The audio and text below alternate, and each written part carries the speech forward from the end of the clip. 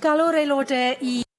I call the members to order, and I wish to inform the Assembly, in accordance with Standing Order 26.75, that the law derived from the European Union Wales Act 2018 was given royal assent today.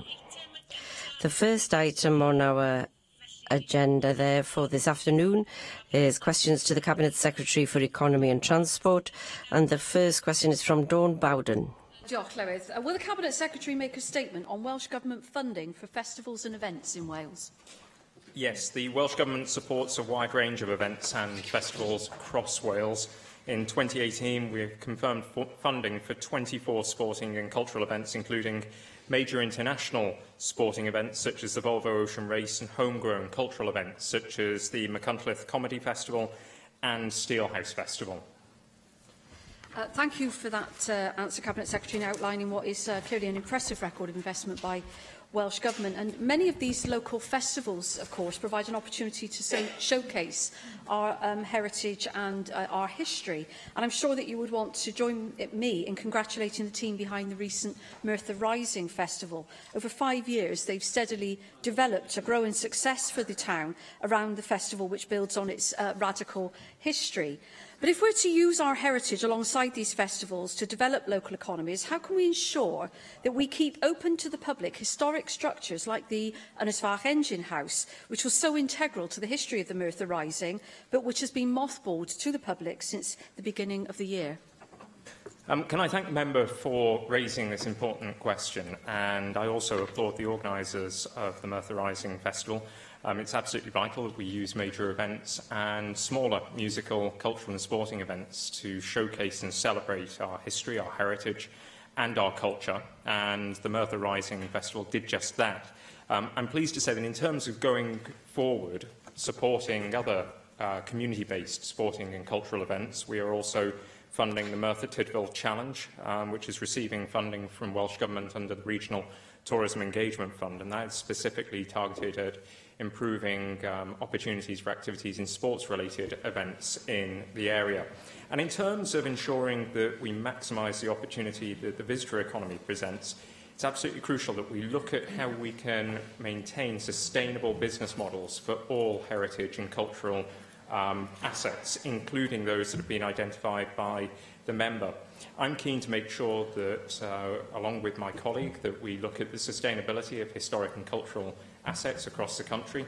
We've invested very heavily in recent years in our museums, in our libraries, in Cadw, in the Cadw estate, and I'm keen to make sure that as we move forward, we utilise our precious capital resource to maintain and enhance the visitor experience at those facilities that attract people to communities such as those that are served by the member for Merthyr.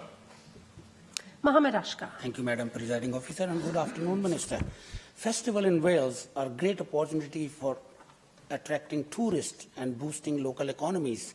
For example, Abergwenny Food Festival has grown to be one of the largest food festivals in the United Kingdom, attracting more than 30,000 visitors to Abergwenny and generating an estimated £4 million for this local economy.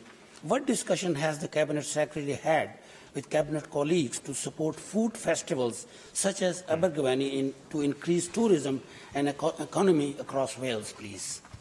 Well, can I thank the member for his question? He makes a very important point of the value of the food and drink sector to Wales, and in particular in attracting visitors to Wales. And the Abergavenny Food Festival is amongst many, many food festivals in Wales that are growing strong.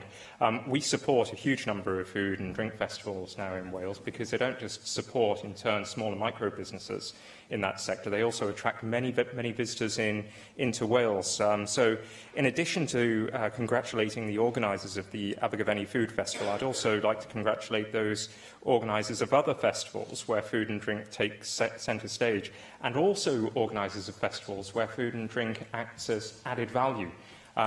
We should note that the Hay Festival has just taken place and was another huge success. And I'd like to put on record my thanks to the organisers for that particular event.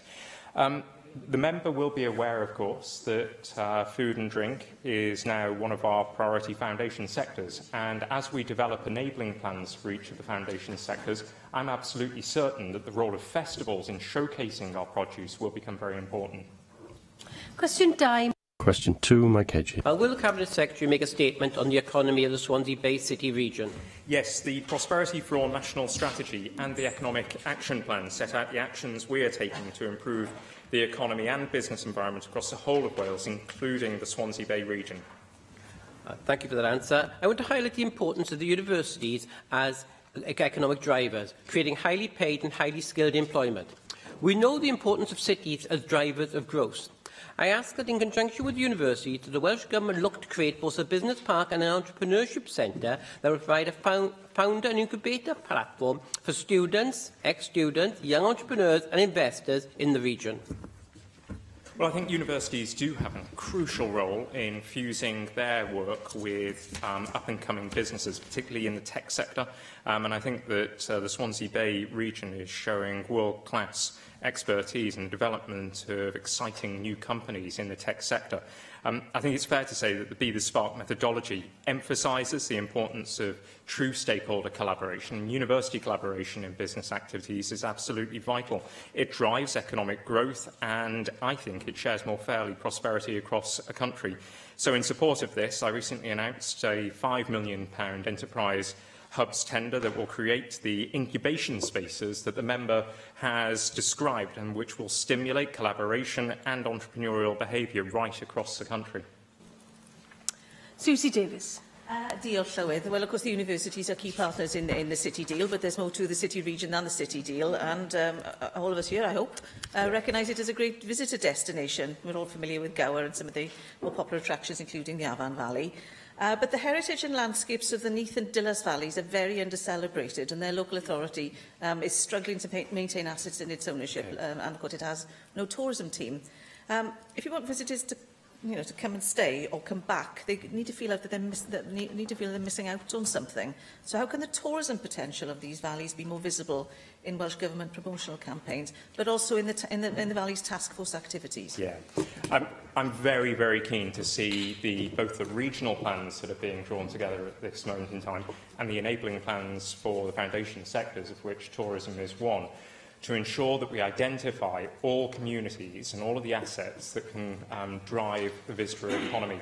And those particular destinations that the member has just identified are clearly opportunities. Yes, they may be viewed during an age of austerity as being something of a burden on the local authority, but in the longer term, I'm confident that historic assets, heritage sites that have struggled in recent times can become a more important feature of the visitor offer that we develop. And so I can assure the member that as the regional plans are developed, and as the enabling plans are developed for the foundation sectors, we're going to look at how we can use tourism, food and drink, retail and care to share prosperity more equally across the regions of Wales. David Rees. Cabinet Secretary, as the economy grows, obviously one aspect is transport within that. Now, I know that there's a South Wales Metro being proposed by Mark Barry, which highlights the future role of the transportation system within the South Wales area and Swansea Bay City region in particular. But part of that proposal is possibly the removal off the main line of Neath Station, which is in my county borough.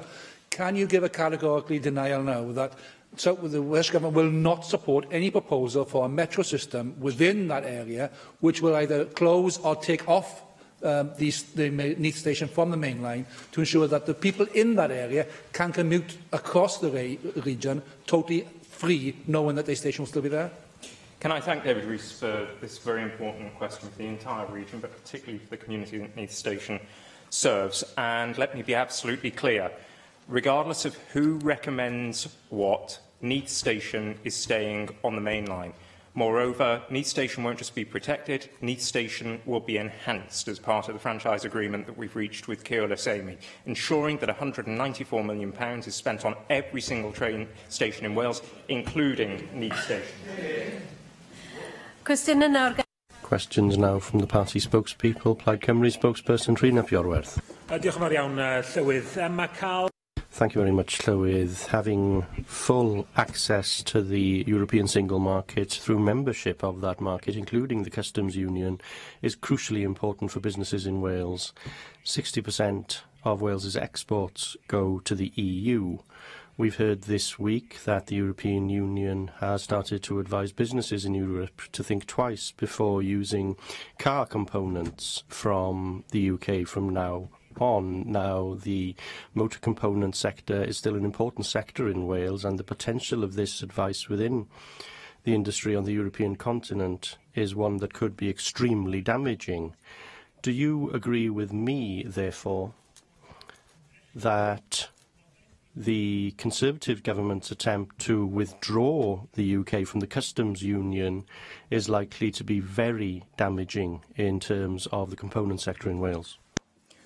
Can I thank the member for his question and say that our position is very clear and is based on our trade white paper. We need a customs union with which to do business, and I am deeply concerned about the future, not just of the automotive sector, but all sectors that rely on smooth customs arrangements. Now, of course, there are opportunities for the automotive sector in terms of the UK single market, but there are also major threats that the member has highlighted. You gloss over it somewhat, but you did reiterate what the Labour Party position is there, which is that upon leaving the EU, we should have a customs union as opposed to the EU's customs union. And this really isn't about splitting hairs. You're talking about a new customs union that would have exemptions from certain EU rules. Now, I'd argue that that is just about as unworkable as Theresa May's famous Max FAC option. It would be inconceivable in my mind for the EU to accept the situation where a non-EU country can enjoy the full benefits of frictionless trade with the EU whilst not following all the rules of the EU. Now, simply put, the Labour Party position, to my mind, doesn't do anything more than the Tory position. To protect in this case, the car components sector in Wales. But moving on, membership of even the customs union alone wouldn't achieve frictionless trade. Membership of the single market is also needed for that. Does the Welsh Government still believe that the interests of the Welsh economy are best served by being a member of the EU single market? Well, again, we've been entirely consistent in saying that we believe that we will need access to the single market on our exit from the EU. With regard to a customs arrangement, we've also been very clear in saying that we have to have a consistent regulatory environment across the UK and Europe to ensure that we can have smooth passage of goods and services, and that we also need smooth, seamless customs arrangements. Again, you gloss over certain terminology. Access to the European single market. Again, this is not about splitting hairs. The House of Commons next week will have an opportunity, as you know, to defeat the UK government on a number of amendments that could protect the interests of the Welsh economy. One of those will be on a Lords amendment to keep the UK in the single market through European Economic Area membership. Now, if Labour MPs, along with Plaid MPs who will, if Labour MPs supported the amendment, a government defeat would be likely, forcing the government, in effect, to deliver what could be seen as a soft Brexit, more helpful to the Welsh economy. Jeremy Corbyn, though, has ordered his MPs to abstain on the vote, opting instead for his own equally unfeasible, I think, idea of asking the EU to let the UK have its cake and eat it, the kind of fantasy politics that I don't think we can gamble the Welsh economy on. Now, on what will be one of the most defining votes for a generation in the interest of Welsh jobs, wages and industry, what advice will you give your Labour colleagues at Westminster to persuade them to back EEA membership and to dissuade them from going down in history as the enablers of a hard Tory Brexit? Look, we've been entirely consistent, and the members accuse me of glossing over what might be semantics. Actually, we've been very clear in our approach, and we will not budge in our approach. And that will inform every position that we take in terms of informing and encouraging members of Parliament and members of the House of Lords. Lords, we wish to see access to the single market continue, and we wish to be a member of a customs union. The biggest gamble, though, the member highlights the biggest gamble. Right now, the biggest gamble as we exit the EU would be for Wales to also exit the Union of Great Britain and Northern Ireland. What is crucial right now is that we maintain. It is true that the biggest gamble that could take place now would be independence for Wales as we exit the EU. We need to maintain right now good, strong relations with the rest of the United Kingdom, and we need to protect the economy of Wales just as the economy of the UK needs to be protected too. Llefarydd y Ceidwad. Conservative spokesperson Russell George. Presiding Officer, Cabinet Secretary, the coming new wave of technological advances in electric vehicles will potentially present Wales with a raft of new economic opportunities. Now, you have previously said that the Welsh Government's new economic action plan is not going to be prescriptive. But do you agree with me that it would be wrong if it wasn't prescriptive in some sectors in order to maximise the potential positive impact of new technologies, including electric vehicles, on Welsh jobs and on growth? The member raises a crucially important point in that automation is probably the biggest challenge for many sectors in the Welsh economy, and will continue to be so for many years, if not decades, to come. Business would not wish us to be overly prescriptive in the way that we support their future development. But what we have done is create a calls to action, essentially 5 points in the criteria for which we have set for businesses to draw down our direct support, which are matched to the 5 factors that will drive productivity. And of course, one of those, a key enabler, is the embracing of automation and artificial intelligence. I think it's absolutely vital that we recognise many small and micro and medium-sized businesses are actually nimble enough to be able to adapt to the age of automation, whereas larger companies can take longer to steer, even though they're able to future scan in some respects better. What I'm keen to do is to ensure that the calls to action apply equally to SMEs and to our anchor and RIC companies as well. It's vital that all companies of all sizes right across Wales embrace automation rather than try to resist it. Well, thank you for your answer, Cabinet Secretary. But, you know, my previous criticism, I do think the Economic Action Plan does need to have tangible targets that can be met. But I understand what you say in regards to not being too prescriptive in terms of what business would want. But that doesn't mean to say that it's not a piece of work that a government can do here. So what I would like to ask you, Cabinet Secretary, is what assessment that you have made of Wales's existing electricity generating capacity and its existing road network in relation to the ability that infrastructure to support the introduction of large vehicles, a large number of electric vehicles in the future in Wales. Well, I have met with the National Grid, and it's quite clear that significant investment is required to strengthen the grid if we are to see the development of electric vehicles as we would wish, and certainly as we would wish in order to cut carbon emissions. That investment should be provided centrally and it should be provided speedily. For our part, we are looking at developing more electric charging points for the grid.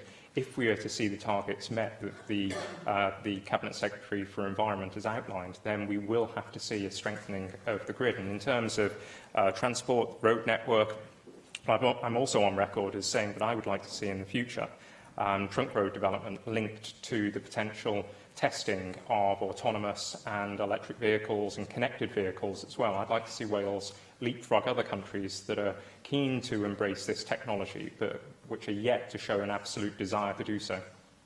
Well, thank you for your answer, Cabinet Secretary. Now, we as Welsh Conservatives recently launched our Livable Cities programme, which would outline where we outlined a number of policy commitments in relation to electric vehicles. In particular, we outlined proposals to create a Road to Prosperity Fund, which would enable the formation of 10,000 electric car charging points across Wales by 2030 and ensure the creation of a new Centre for Excellence to support the creation of new electric vehicle technology. So can I ask you, Cabinet Secretary, will you offer your support to these proposals and commit to bringing forward policies to support this ambition?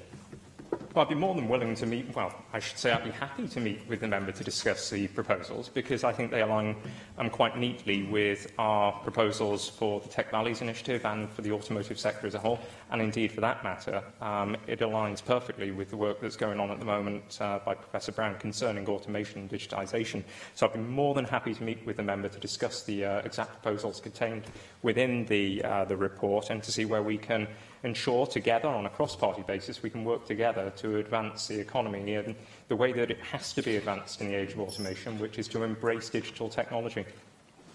UKIP spokesperson David Rowlands.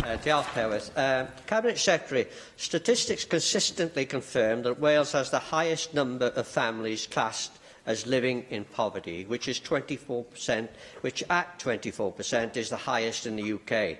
Yet those who occupy this chamber and who are in well-salaried employment have decided that there will be no extraction of shale gas in Wales, period. However, in light of the situation highlighted above, is it not time to re-evaluate the extensive evidence which now exists with regard to this industry? I may add that I am asking this question of you, Cabinet Secretary, because it may have huge economic benefits to this country. Granted, I'm not responsible for energy, but I will answer the question because I think it's a very important question. No, we won't shift our approach insofar as shale gas. Instead, we believe, and it's stated very clearly in the Economic Action Plan, that we wish to see both well-being and wealth improved in the aggregate across Wales, but we also wish to see inequality in both reduced. We wish to see prosperity spread more fairly across Wales. And every aspect of government can contribute to that agenda. And in terms of energy, the Minister for Environment and Rural Affairs has been very clear that in the future, energy projects must be based and focused on a stronger community ownership ethic in order to provide cheaper, more accessible and affordable and more reliable energy supplies to people's homes. It's absolutely shameful that people still live in energy poverty, and we are addressing that by ensuring that community ownership takes centre stage in future energy programmes. Well, I thank the Cabinet Secretary for that explanation, which of course reiterates the same old policies. The United States is at the forefront of the shale gas extraction industry, and it has brought enormous wealth to that country. Many other countries around the world are now seeking to exploit this new resource, including China, Canada, Mexico and Indonesia, as well as countries in Europe, which include Ireland, Poland, Denmark and Germany. Well, gas fuel is far cleaner than any other fossil fuel, and indeed, given recent evidence, possibly far cleaner than the wood chip we use to heat this establishment. The dangers relating to extraction have been extensively exaggerated, as statistics from the USA have proven over a number of years. Surely, Cabinet Secretary, the people of Wales have the right to at least have this huge resource properly examined, especially as the extraction industry has the potential to create many hundreds of well-paid jobs. I'd argue that actually it's renewable energy that has the potential to create more jobs, and jobs that are sustainable. And also, in terms of renewable, you can guarantee that it will be there tomorrow, whereas once you've drawn out all of the shale gas, it's gone. And my belief is that the United States position is a rather quick fix, here today, gone tomorrow approach to energy, of drawing out as much energy as you can, or as much gas as you can, in order to provide short-term economic growth. And that cuts precisely against the grain of the economic contract, which looks at responsible business practices, and the Economic Action Plan, which looks at long-term sustainable growth. So I would still argue that we should be focused on developing renewable energy rather than simply going for that short-term quick fix to economic problems, which is what the pursuit of shale gas in the United States demonstrates. Well, you make an eloquent defence of the matter, as you always do, Cabinet Secretary. But again, I reiterate, is it right that we allow a quarter of our population to live in poverty when we have a natural resource worth billions of pounds lying dormant beneath our feet. It is estimated, Cabinet Secretary, that there may be up to 34 trillion cubic feet of gas in Wales, with at least 12 trillion fully accessible. If this resource were to be exploited, we would not require a nuclear power station built by French and Chinese conglomerates. We would not have to see the beauty of our landscapes despoiled by huge arrays of wind generators or thousands of acres of green fields covered by solar panels, nor would we need to import thousands of tonnes of LPG shipped from halfway across the world, and at what cost to the environment. Surely, Cabinet Minister, it is time for the Welsh Government to put the interest of the poorest people of Wales before political dogma. I think it's very important to separate the question of energy poverty and how we solve energy poverty from the exploitation of natural resources that are here today, but if we were to exploit them now, they would be gone tomorrow and they'd be gone for every single future generation. We don't support the extraction of shale gas. We will not support the extraction of shale gas.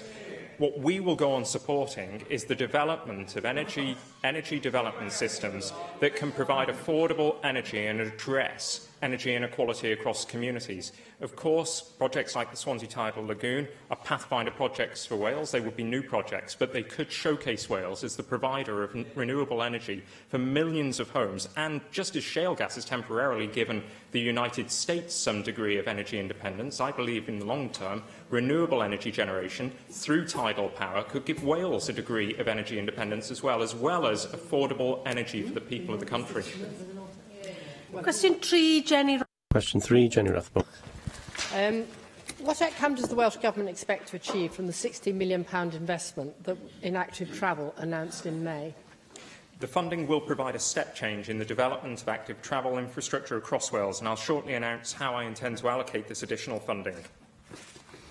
Would you agree with me, Cabinet Secretary, that we do really need a steps change? Looking at the post-legislative scrutiny of the Active Travel Act, it does not make for comfortable reading, because whereas in 2013-14 we had 53% of children walking to primary school, 2% bicycling. 4 years later, it's gone down to 42% walking and 1% going by bike. We've got a similar reduction in the number of people aged over 16 who are taking at least one active travel trip per week. So we have a very, very challenging agenda here. So I'd be very keen to know what outcomes you expect to achieve from this significant investment. I was obviously disappointed to hear the First Minister say that he didn't feel safe cycling around Cardiff, something I do most days. What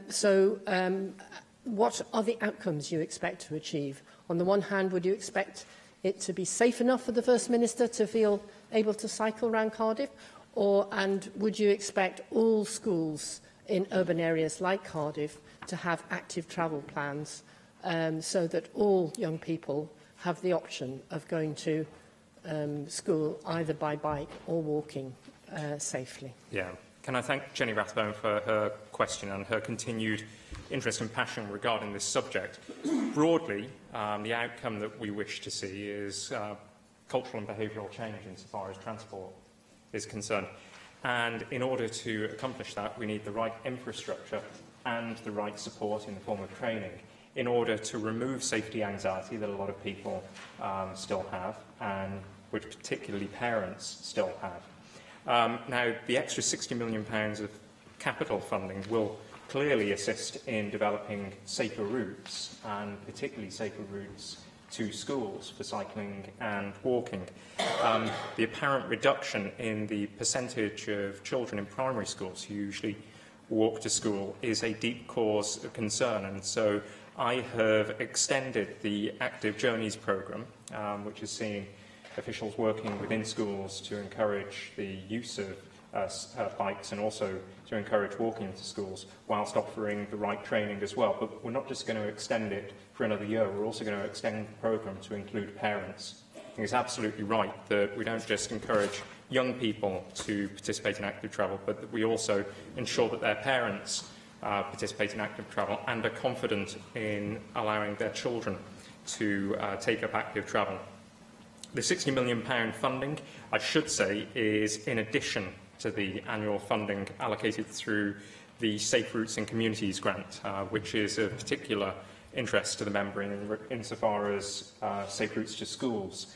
And also it's in addition to the funding that's allocated to active travel schemes, and also the pre-work through the local transport fund, and of course the substantial amounts that we spend ourselves on our own projects on trunk roads. So overall we expect to see something in the region of £92 million on active travel infrastructure in this and the following 2 years. But it's also important that we go on supporting training and courses that encourage people to take up active travel. This is an issue that I'll be raising at the next Active Travel Board, which I believe is taking place this week. It's something that members of the board have been particularly keen to discuss, especially the split between revenue and capital, which determines the extent to which we're able to provide training courses for young people and for adults. David Melding. Cabinet Secretary, perhaps you'd like to join with me in congratulating the Vice-Chancellor of Cardiff University, Colin Reardon, who launched today their sustainability strategy and how they're going to help the staff of the university and the students to cycle between facilities. And he cycled to the barrage where they launched this policy, and that's what we need. We also need the ability for people to cycle around and between their communities, not just between a community and the centre of a large urban city, so that we do have good access via cycle routes to key community assets such as schools, shops and amenities. And that then we will normalise in a city like Cardiff, which couldn't be better designed really for cycling. We will normalise this as a preferential way of getting about. I couldn't agree more. I think the Vice-Chancellor of Cardiff University is to be commended on the scheme, and also to be commended for being a keen cyclist. And I think it's vital that we look at the development and the delivery of projects contained in the integrated network maps as an enabler for people to move not just between places of home and work, but also in terms of their social life, being able to access cinemas, restaurants, shops, any other form of service that they may wish. And I think, therefore, it's vital that we look at the planning of social infrastructure through the lens, more clear lens, of the active travel that can be provided in order to get people from their homes to social infrastructure. Simon Thomas. Diolch, Llywydd. And I think the comments of the First Minister, whatever his personal circumstances, were unfortunate, because it kind of adds to the myth that cycling and walking are dangerous and the car is safe, when in fact it's the car that is the dangerous thing in our communities and in our cities. So you've been asked enough about cycling, so let me ask you about walking. What in this new £60 million will be allocated particularly to encourage people to walk, which is the most easy alternative to the car and is certainly the best way to get some exercise as well? And in doing that, will you actually put targets in what you expect from this money and expenditure? Because to go against the decline, for example, as Jenny Rothbones pointed out, of walking to school, we need actual active targets as well as some money behind those. The member's absolutely right. And in terms of numbers, the number of people who are currently walking, while significant, could be far, far greater, particularly for very short journeys. And the member is absolutely right as well that it's safety anxiety that prevents people currently from walking small journeys and instead taking the cars. The £60 million capital funding will be provided for projects that deliver against both walking and cycling objectives. But in terms of the encouragement that the member highlights is required for people to walk more, the Active Journeys scheme within schools will encourage young people to walk as well as to cycle.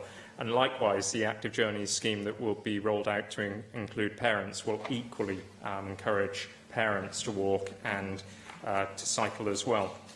Moving forward, I need to discuss with the Active Travel Board what new arrangements can be made for encouraging and supporting people, not just to cycle, but to also walk more often as well. Question 4. Question 4, Janet Vin-Saunders. Diolch Llawydd.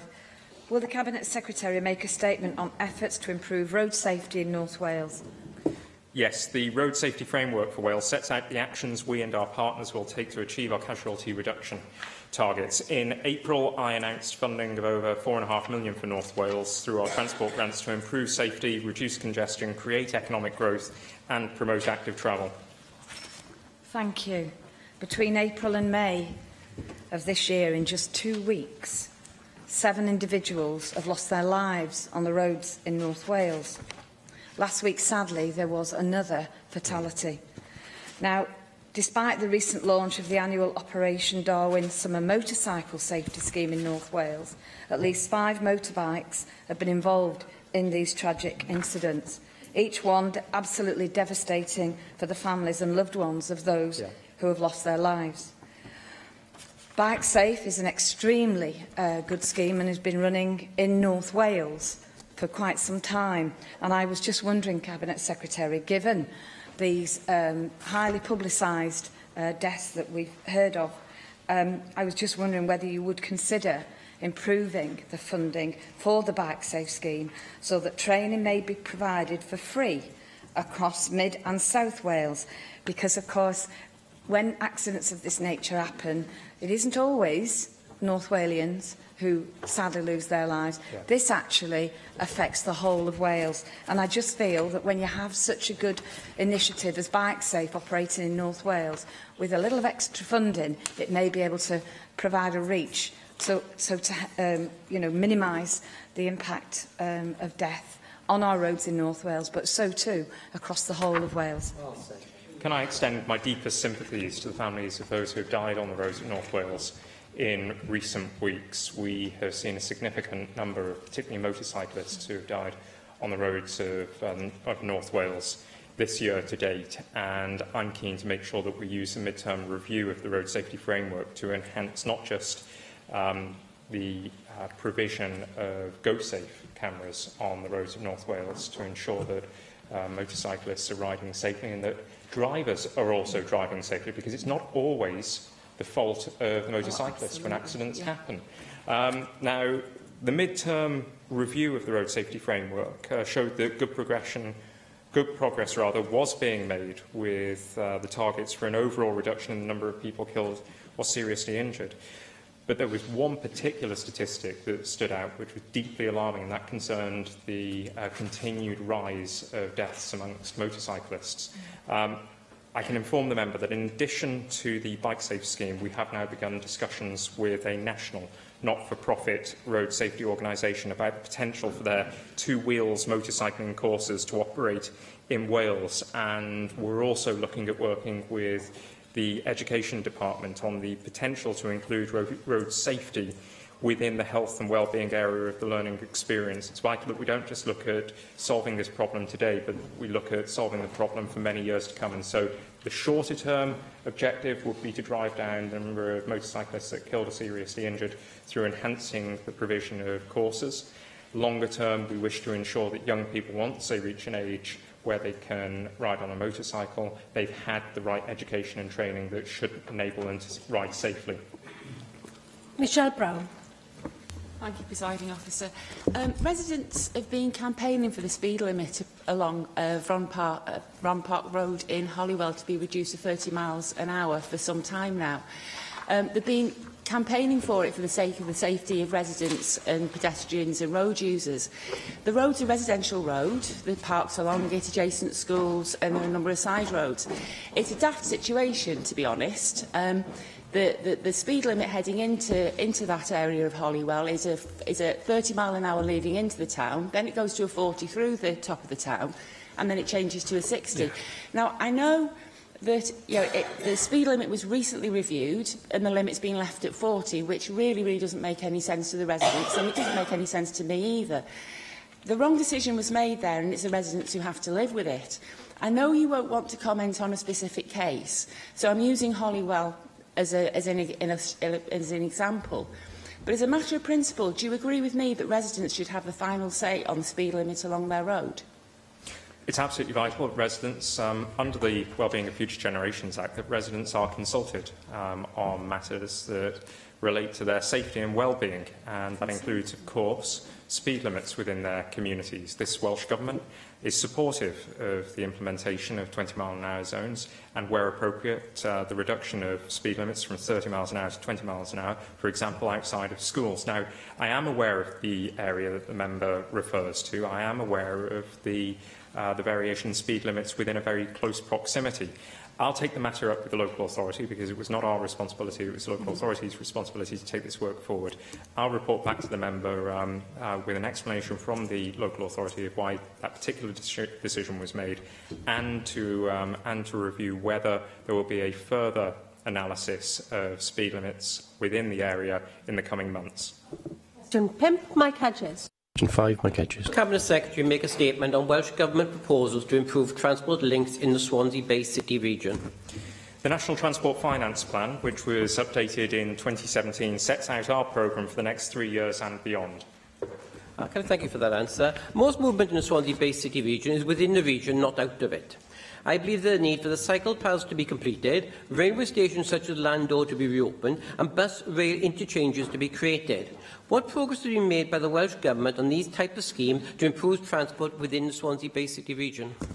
Well, can I thank Mike Hedges for his question? And I'm pleased to say that huge progress has been made within the Swansea Bay area in terms of enhancing the provision of public transport and improving the provision of roads for motorists, relieving congestion. We've asked Transport for Wales to develop a detailed traffic model for South West Wales, which includes the Swansea Bay area, and it's essential that we fully understand the problems that need to be resolved to ensure the best model is developed. We've provided £1.4 million for the Safe Routes in Communities programme and almost £2 million from the local transport fund for active travel schemes in this financial year, and an additional £1 million has been allocated to the Swansea Bay City region specifically for pre-works on active travel schemes to develop a pipeline of active travel projects. Of course, £60 million that has been made available could be utilised for some of those projects, and I'm also very pleased to be able to inform the member today that we will be putting forward Landor as one of the possible options to be considered as part of the exercise of opening up stations. Paul Davis. Cabinet Secretary, the Swansea Bay City region gives us an opportunity to improve transport links right across the city region. That, of course, includes Pembrokeshire. Yeah. As you know, I'm an avid supporter of dualling the A40 in Pembrokeshire, and you've made it clear in previous statements that you will be developing a programme in due course alongside other priorities that are identified in the National Transport Finance Plan. Can you therefore provide an update on where the Welsh Government is in making this scheme an actual reality? I'll write to the member with a specific timeframe and the details of what parts of the A40 will be dualled. It was a clear manifesto pledge that we would look at dualling parts of the A40, and we now have the pinch point scheme as well that will enable that to happen. I'll do that as soon as possible. Thomas. Thank you, Llywydd. In turning back to the Swansea Bay City region and travelling in and out of that region, we've concentrated a great deal over the past few days on the rail franchise, which is in the hands of the Welsh Government. But of course there is still important transport into Swansea and Carmarthen, also with First Great Western, and with the companies coming into Wales and Network Rail still own that. The suggestion has been made by people such as Stuart Cole that now pressure should be put on to speed up trains up to 100 miles an hour along those routes, and to make that journey from Swansea to Cardiff a 40-minute journey. Is that something that the government is proceeding with in terms of negotiations with the Westminster Government? Yes, it is. We've been clear that we expect to see improved journey times between London and Cardiff, and also between Cardiff and Swansea. It's a fact that it takes longer today than it did in the past to get from London to Cardiff, and therefore London to Swansea, and this is appalling considering how much funding has been made available over the past decade or more for the rail network elsewhere in the UK. So we're particularly keen to ensure that journey times are reduced, but I should just say that we are not so keen with seeing stations bypassed by any mainline services. I think it's absolutely vital that communities across South Wales have access to the main line, but that in between stations, improvements should be made to signalling, for example, that reduce journey times between those communities. Question 6. Question 6, Llyr Griffith. Thank you, Llywydd. What assessment has the Cabinet Secretary made of the impact that the closure of the Arla milk processing plant will have on the local economy in Llandudnog? My sympathies go to those affected by this disappointing decision. The Cabinet Secretary for Energy, Planning and Rural Affairs has requested an urgent meeting with the company, and our Business Wales service has made the appropriate links to support those impacted by the closure.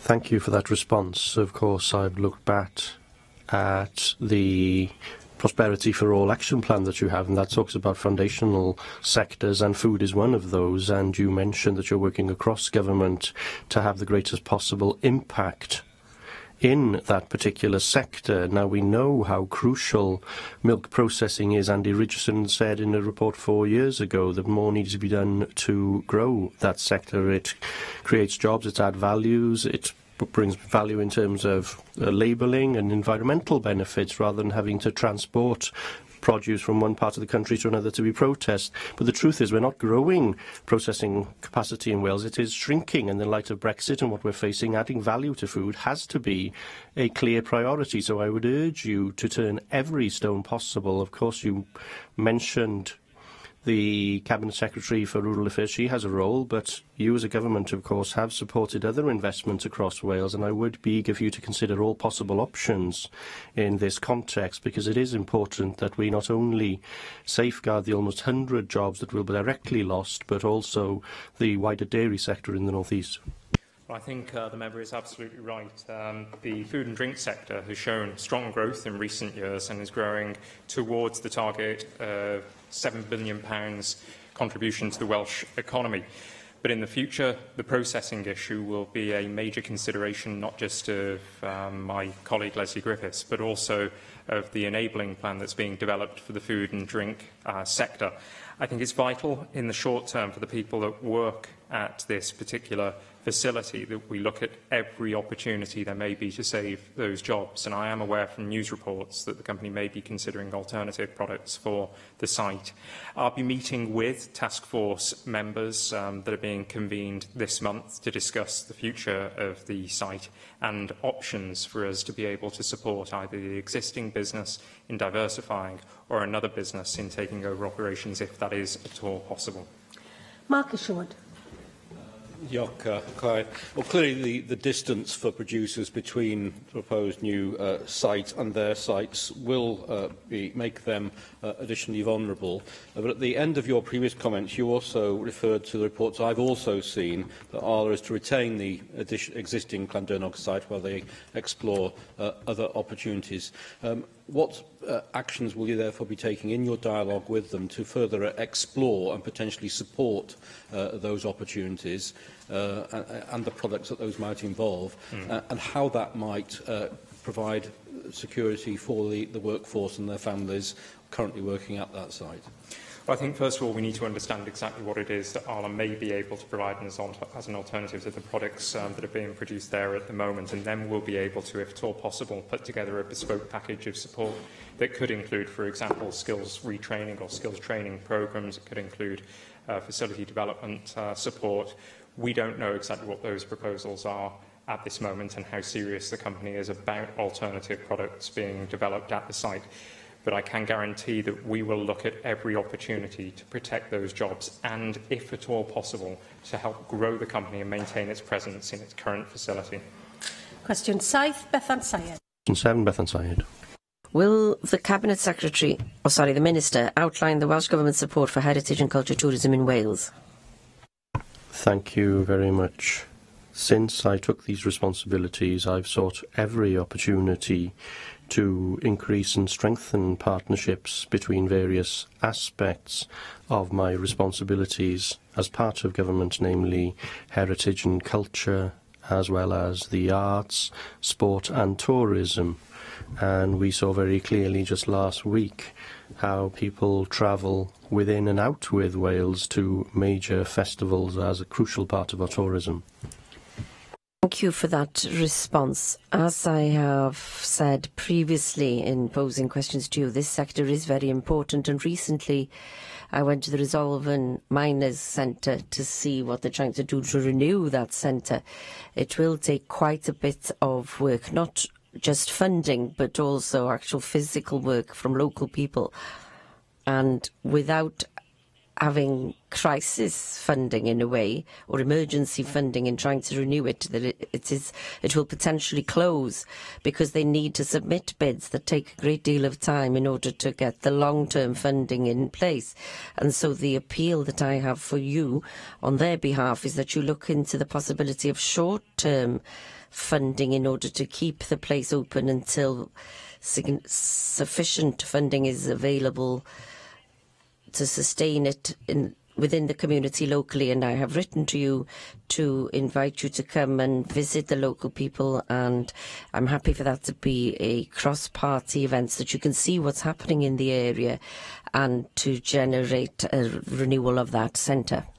Thank you very much. As I know, I am very cross-party, so I am more than happy to visit Resolven, and I hope that we can make those arrangements quite swiftly. I have visited a number of projects which relate to monuments, and the relationship between that and our industrial history is very important to me. The industrial heritage of Wales celebrates our past and the historic arts of Wales, and I'm certain that supporting that kind of development would be useful. But the first thing that the local people need to do is to ensure that they have discussions with our officials in Visit Wales and Cadw, and I can promote that, just that I have the details and addresses. And finally, question 8, David Melding. What has the Cabinet Secretary made of the impact that cooperatives have on the Welsh economy? Well, the Social Business Sector in Wales report notes that the sector is now worth an incredible £2.37 billion to Wales and provides jobs and volunteering opportunities to around 100,000 people. I'm sure you'd agree that the sector in Wales makes a huge contribution, not just to our economy, but to society as a whole.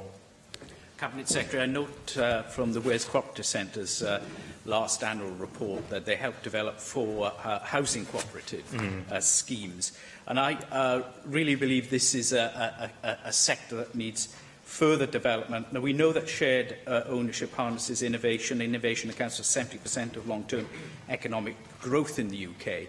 And I do think the use of cooperatives in this area would give many people a new housing model based on rentals. But moreover, they could be using smaller plots of land, using SME companies, driving up skills levels and jobs for local people. It does seem to me an area rich for growth and potential innovation. I couldn't agree more with the member, and I'm sure that my colleague, the Minister for Housing and Regeneration, would also firmly agree as well. I think the innovative housing programme that the Minister has already detailed provides a huge opportunity for social enterprise to participate more in the building of new homes and also in the regeneration of communities as a whole through making use of properties that are currently empty. I think in particular within urban landscapes, towns and especially high streets, there's a huge opportunity to develop new housing within those environments in order to drive prosperity levels within towns. Thank you, Cabinet Secretary. The next item is question to the Council General, and the first question is from Dawn Bowden. What assessment has the Council General made of the Welsh Government's power to encourage pay bargaining in Welsh workplaces? The member will be aware the First Minister recently launched the Fair Work Commission, which builds on the work of the Fair Work Board, which identified the right to be heard through participation in decision-making at the workplace as a key principle. The work of the Commission will build on that and will examine more closely the levers we have to deliver fair work in Wales. Thank you for that answer, Councillor General. And you'll know that the Wales TUC has asked our colleague McAnton, who's just gone, to chair a group looking at ways in which pay bargaining can be extended across the Welsh public sector, and also in those sectors where companies receive grants from the Welsh Government. Given what you've just said, can you outline the support that the Welsh Government will be giving to explore these options with employers and trade unions? Yeah, I welcome the work of the Wales TUC in regards to this and the work that they project with the former Councillor General McAnton. The Welsh Government works in partnership with the Wales TUC routinely in relation to our shared commitment to improve working conditions for the people of Wales, and including in relation to access to work. And she will have heard the statement which the Leader of the House made yesterday in the Chamber, for example, in relation to the Better Jobs Closer to Home initiative, which shows what can be achieved by that sort of partnership working. The Fair Work Commission, which I mentioned, is due to report in spring of next year, and will look at the consideration of the powers that ministers have to develop fair work, including around pay progression in the workplace more broadly. And I look forward to contributing to the work of the Commission in relation to that. As Councillor General, it's part of my role to make sure the Welsh Government always acts within its powers, but equally acts to the extent of its powers when it needs to do that to meet its policy objectives. She'll be aware as well of the work being done in relation to ethical procurement across government. All organisations in receipt of public funds are expected to sign up to the Ethical Procurement Code of Practice. And the Cabinet Secretary for Economy has just been answering questions as part of his new initiative around the economic contract. Pay and participation and progression are key elements of that contract as part of a broader Fair Work agenda, and the work of the Commission will be influencing that as well in due course. Yr ail question. Second question from Bethan Syed. Counsel General provided to the Welsh Government on any future litigation arising from jurisdiction conflicts as a result of the European Union Withdrawal Bill. I thank the member for that question. The Intergovernmental Agreement on the EU Withdrawal Bill, agreed with the UK Government at the end of April, provides a sound basis for our future working relationship. The agreement respects established constitutional conventions, and consistent with those, there is a commitment on all parties to seek to proceed by way of agreement. Thank you for that answer. The exact parameters of what will be devolved and what will become newly reserved in terms of common framework policies under the terms of the EU Withdrawal Bill have not been formally established. And what we do know is that there are 24, now 26 areas requiring common frameworks could increase without our consent. Wales has, of course, the courts to deal with these issues if they become the subject of litigation in future. But under the joint jurisdictional arrangement, it is unclear where cases should be commenced and whether lawyers based in Wales will even be instructed by the parties in any future disputes. What steps are you, as Counsel General, taking to prepare for what is probably inevitable litigation? I take issue with the member's assumption that this Assembly will not be required to consent to the matters which become the subject of framework discussions between the governments. As you will know from previous statements which the Welsh Government has made, there are additional extra powers coming to this Assembly as a consequence of the agreement which the Government has reached, and there is a consent mechanism which is laid out in the Intergovernmental Agreement. One of the issues which needs to be resolved in future discussions between the Government is the content of the common frameworks which she mentions in her question, and one of the dimensions of that is how disputes between governments as equal partners to that set of frameworks are resolved in future. The mechanism for resolving those disputes is one of the issues which remains to be agreed between the governments. The existing arrangements are not fit for purpose. I'm sure she would agree with me wholeheartedly in relation to that. She'll be aware of the new ministerial forum on EU negotiations which exists to for all four governments to contribute to the negotiating position in relation to future EU discussions. And she may also be aware of the current review of the existing intergovernmental arrangements under the Memorandum of Understanding. That is now a document which is coming up to 20 years old and is in need of reform, and all four devolved nations are participating in that review. Our ambition is that we move to a shared governance model. You should be aware of the government's position in relation to the creation of a UK Council of Ministers, which would exist to avoid disagreement where possible and to resolve disagreement where it arises. And again, fundamental to that is the question of a secretariat to support the work of the Council of Ministers and a dispute resolution mechanism. Question 3, Beth. Question 3, Bethan Syed. What advice has the Council-General provided regarding the compulsory purchase of Welsh Government-owned land by the UK Government? This is a matter that my officials have considered. The position is that Welsh Government-owned land is classified as Crown land and as such cannot be acquired under compulsory powers by another Crown body without the consent of the Welsh Government. OK, thank you for that.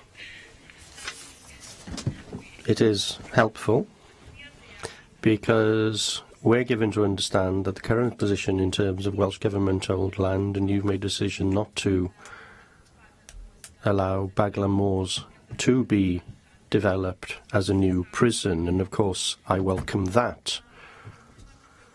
The legal advice that we've received, or I've received as an office, states that the UK Government could enforce compulsory purchase, but from my recollection, that advice didn't state that there needed to be Welsh Government approval for them to do so. So, although it is Crown land, just to confirm, therefore, although it is Crown land, in law, there is a requirement on the UK Government to facilitate a process where there would be a dialogue, or so there'd be something in statute to ensure that you would have that discussion, just to ensure that if this issue arises once again, that we should understand that all processes are properly in place.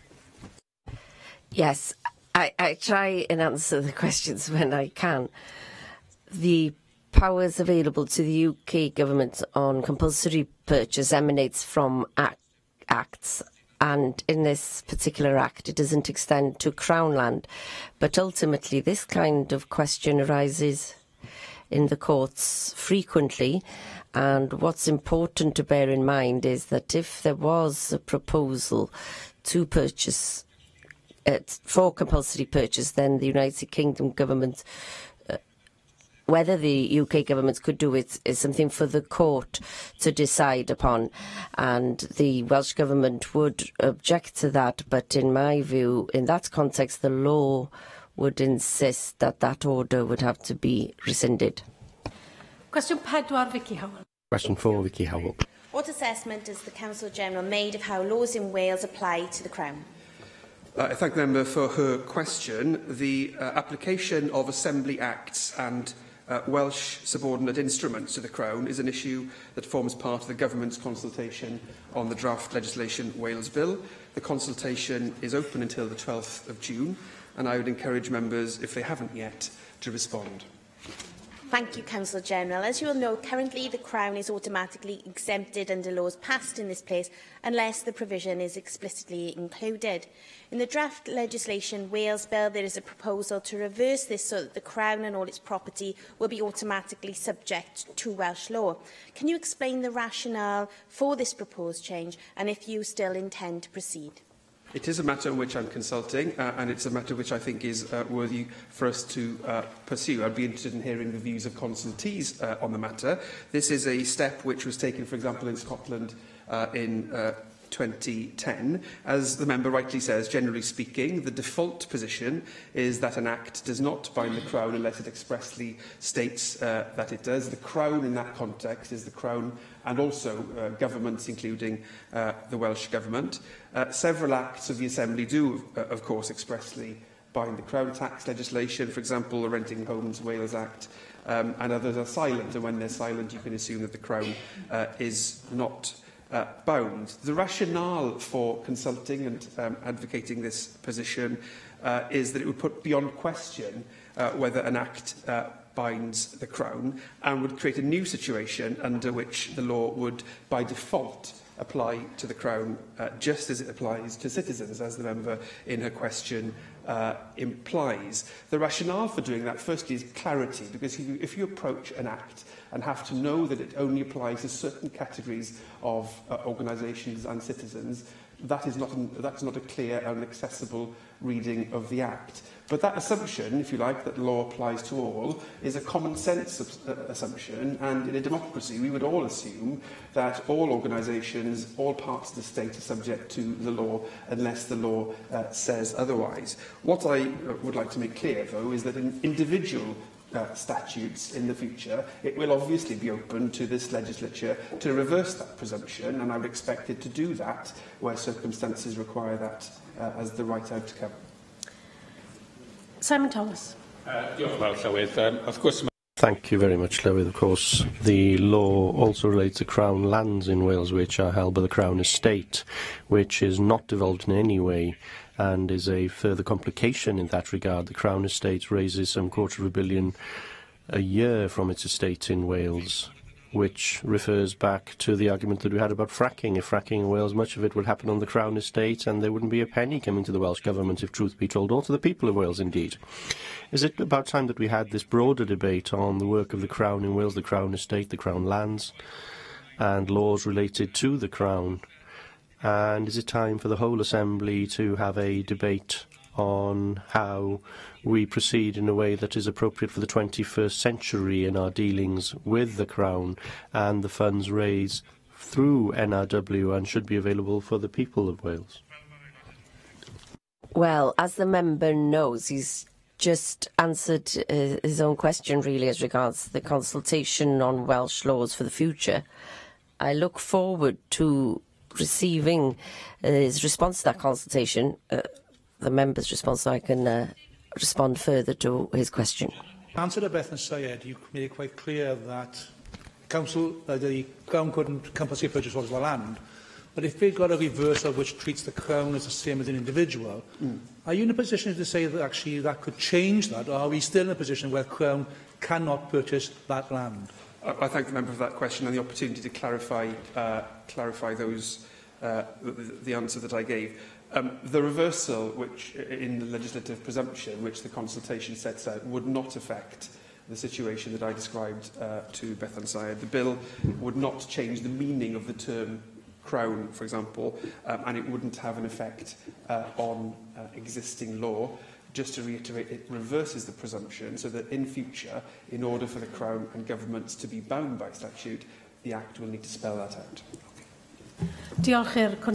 Thank you, Counsel General. The next item is topical questions, but no topical questions have been accepted, and therefore we move to the 90-second statements. Vicky Howells. Diolch, Llywydd. At the start of June, competitors from across the world gathered in the Portuguese city of Guimarães. They were there to compete in the 15th Aerobic World Championships. During the preceding age group championships, Team GB competitors included 11-year-old Seren Jones of Aberdeen. This talented young gymnast was part of a team who made history by securing the AG1 silver medal. Their final score of 19.0 was the best ever group result for Team GB. Congratulations to Seren and to her teammates Lola, Bella, Molly and Nancy. Another aerobic gymnast from Aberdeen, Emily James, also competed as part of another team and also qualified for the finals. Coming in sixth, they didn't receive a medal, but I also want to recognise their achievement in making sporting history for the British team. While celebrating the success of these Cynon Valley girls at the 2018 Championships, I also want to note their remarkable talent and the training and dedication that enables them to excel. When we regularly hear about the problems of children and young people, girls in particular, of not taking part in enough physical exercise, it is good to be able to praise these first-rate role models. I hope these gymnasts compete and win in future championships, and I hope you will all join with me in offering them our congratulations and best wishes. Diolch. Eitem nesaf felly. Thank you. The next item, therefore, is the Welsh Conservative debate on urban renewal. And I call on David Melding to move the motion. And indeed, I am delighted to move the motion and open this debate this afternoon. For the first time in history, most of the world's population live in urban communities. In 2010, it was calculated that around 66% of the Welsh population lived in its urban areas, and this percentage has continued to grow year on year. And this really should be no surprise to any of us, as cities and towns are centres of enterprise, innovation and learning. They generate wealth and improve living standards while providing the network and interaction that make us more creative and more productive. The concentration of talent and creativity makes cities engines of innovation, engines of economic growth, places that we should celebrate. And it is in this spirit that we've brought forward point 1 of our motion this afternoon, which seeks to recognise the importance of Wales's urban areas. And for that reason, I'm rejecting the Welsh Government's amendment, which we consider for this afternoon's purposes to be too broad. Rural areas certainly need full treatment and complementary treatment, but that primarily comes through a rural policy. And today, I really want to focus on the urban challenges and opportunities that are before us. And I would say that in towns and cities in Wales, we're not yet receiving the level of vision and ambition that we need from the government to drive our country forward to reach its maximum potential. We in the Welsh Conservatives have recognised this, and we've put forward our vision to create towns and cities that are fit for the 21st century. We believe that it is essential to create livable cities and urban areas which are good for the economy, socially inclusive, environmentally sustainable, and are built on the principle of the health and well-being of our citizens. They need to offer the quality of life and opportunity that not only makes citizens want to live in them, but also makes businesses want to invest and those businesses to come from near and far. We have the opportunity to attract highly skilled young people who are currently squeezed out of London and the overheated southeast of England. And I really do believe that both the cities along the South Wales coast, but also the urban areas in North Wales, have a great potential here when there's so much talent that is just not going to have the level of economic and social opportunity that they would want in London and the South East. It is a great opportunity. It's one of the world's most overheated economic areas, and we should be seeing it as a resource, as many cities in the north of England are currently doing. And we've got a wonderful environment in cities like Newport, Cardiff, Swansea. So the great cities of Wales must be centres of excellence for our young people and tomorrow's social, creative and business entrepreneurs. We can build the new, modern, state-of-the-art 21st century cities that then set the bar for other cities in Europe, Asia and America. If we have a really ambitious vision, and given the optimum size in many ways of our cities, we can really stretch the standards that we want to see for modern living. In Wales, however, we are still yet to see the significant economic growth that has materialised in many other cities across the UK. I've already mentioned London, but more particular for us, Manchester, Birmingham and Edinburgh, but also I could mention Leeds and Sheffield. These cities are not really our competitors. I think there are so many opportunities there, but they have showed us more enterprise and ambition in the way they are moving forward, and we do not want to be left behind. Now, it is the case that the advent of the Cardiff and Swansea region city deals and that cooperation between the UK and Welsh Government, we are seeing greater opportunity and greater ambition, and I do very much welcome that. But whilst these deals are highly significant and obviously welcome, they also present big challenges, because we need to revamp our urban policy and our vision so that we see the sort of growth that really we want to energise and fully benefit our citizens and also be sustainable. Would the member give way? Sure. I thank the member. I'll have some kind words to say about what he is proposing later on. But just on this particular issue, he's mentioned the city deals. Doesn't he see that the city deals that have been promoted by his own government in Westminster actually don't really take into account the sustainability agenda which this debate, and to be fair, the paper which has been published, try and address? Well, it needs to be at the heart of that vision, and I certainly think that the greater scope it offers and for planning and regional development is very, very important. But, you know, our vision is, as you say, set out in that paper, and we think it's fully compatible with what the cooperation you're seeing between the UK and the Welsh Government. But we have seen, you know, perhaps to highlight the concern reflected in Simon's comments, that in many cities around the world, a lack of innovation and sustainable planning has too often left the blight of deprivation, overcrowding and urban sprawl. So we do need more effective planning policies, and I know that that's a subject of policy development at the moment, which we are going to play an active part in developing. So, as I said, our cities need to belong to all the people of Wales. This includes those in the rural areas, and they need to be these engines of growth and creativity and learning. And above all, they must be putting people first. And our white paper puts forward our policy proposals to transform our communities by enhancing the great urban inheritance that we have had passed to us. But to add to that, a new sense of ambition for the future, and we use this concept of livability as being at the heart of an effective urban strategy, and our document is entitled Livable Cities, a Strategy for Welsh Urban Renewal, and it introduces 25 policy proposals to transform our urban environments. Yeah. Thank you for giving way. I certainly support the Livable Cities agenda, but there is a thorny public policy dilemma we need to engage with. There's good evidence to show that cities grow often at the expense of outlying area. It often is a zero-sum game. So what is the thinking of what can be done to help the left-behind areas? So we've not just published a strategy for cities. It's very important that we emphasise urban areas, and you can look at the whole South Wales Valleys area as being potentially a more great interconnected urban area.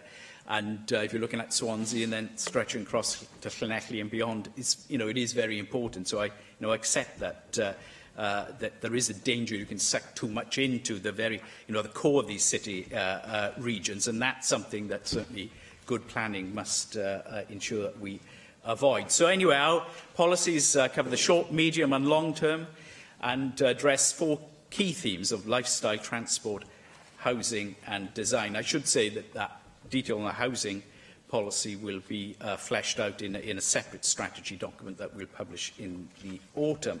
But anyway, the areas that we've looked at include parks and green spaces, internet connectivity, cycling and walking, electric vehicles, energy efficiency in housing, and increased tree coverage and green roofs. I was delighted that in Cardiff University's sustainability strategy, they emphasised the need for greater biodiversity across their estate, not just in the green areas of their gardens, but also in green roofs. So that's something that we want to see our universities leading in many respects. So at the heart of the commitments that we have, I said there were 25, but perhaps the core ones could be taken to be to make Cardiff the UK's first carbon neutral city. I do think that marketing Cardiff in this way and leading the way, rather than wait 10 years and then do what we'll have to do because of public pressure and what other cities are doing, we can really be ahead of the game and use it to project Cardiff's image as a forward-looking city. We want to pilot a citywide single-use plastic ban in Wales, and we're open to offers of where that should be. We want to ensure that all commercial developments over 1,000 metres squared must have green roofing for at least 50% of the total roof area of the development. A lot of cities around North America and Europe are now doing this, and I point to Sheffield in the UK as a leader in this area. We want publicly owned urban brownfield sites to be provided at a discount to develop urban eco quarters. These would be housing developments with shared gardens, which are high density, sustainable, and provide for a mixture of tenures. I talked earlier about cooperatives, and this would be a key area for them, I think. We want to develop clean air zones in Newport, Swansea, Cardiff and Wrexham.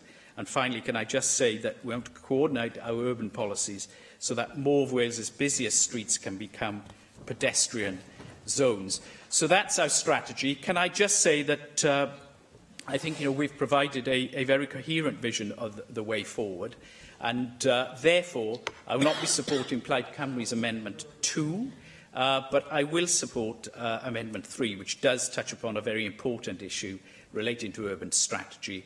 We're happy to incorporate that as we find it constructive. So I'm delighted to initiate this debate this afternoon, Llywydd, and I look forward to members' contributions.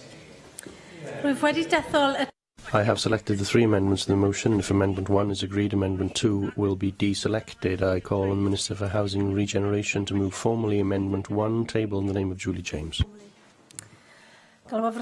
I call on Simon Thomas, therefore, to move Amendments 2 and 3, tabled in the name of Rhina Biorbert. Simon Thomas. Thank you, Llywydd, and if I may start, despite our amendment, by welcoming the debate that we're having this afternoon. I don't think it's appropriate that we formally welcome the paper produced by any other party, but I do welcome the debate, and I welcome what's contained within the paper, and I have nothing that I would personally disagree with. There are a few areas where I would like to go further, particularly in terms of renewable energy, but I welcome the fact that we are having an integrated debate on how these various elements build into a healthier urban environment and an environment that's more beneficial for our citizens. And I do want to emphasise the urban. The title of the paper talks about livable cities, but we don't really have cities in Wales. We have large towns to all intents and purposes. The people of Cardiff may disagree, but in terms of the pattern of the development of Western Europe, we have large towns in Wales, but more importantly, through South Wales and in parts of North Wales, we have a series of towns which are interlinked, and the connectivity between those towns and retaining the environmental balance and the Wellbeing of Future Generations Act is crucially important in that context. And there are some ideas in this paper which are new, some old. There's nothing wrong with old ideas, and if they haven't been implemented already, then do recycle those, of course, until they are implemented. The main criticism I have of this, and I will get this out of the way before being more constructive, is that it's suggested by a party which has been in government for 8 years in Westminster and hasn't made any progress on some of these points. So the overheating of the City of London still goes on under the macroeconomic system of the party of government. The solutions on developing electric vehicle infrastructure is clear, but we haven't seen any development and hardly any investment in Wales from the Westminster government in this regard. And the gulf between the ideas in this paper and some of the actions of the government and the Conservative Party in government in Westminster is something to behold. But I would just note that so people can come to their own conclusions. As the main Plaid Cymru amendment suggests, we want to add, and I'm pleased that Sir David Melding has accepted that this is a constructive addition. We want to add a broader Clean Air Act in Wales, which would affect all parts of Wales. There are aspects of the paper that I'm pleased to see. Just to take one example, the paper talks of monitoring air quality outside nurseries and schools and so on, and I support that. The question is, what you do once you've monitored, what steps will you then take to ensure that the air is cleaned? Because I would suspect that if we monitor real life in real time, we wouldn't see the monitoring that we see in the figures published.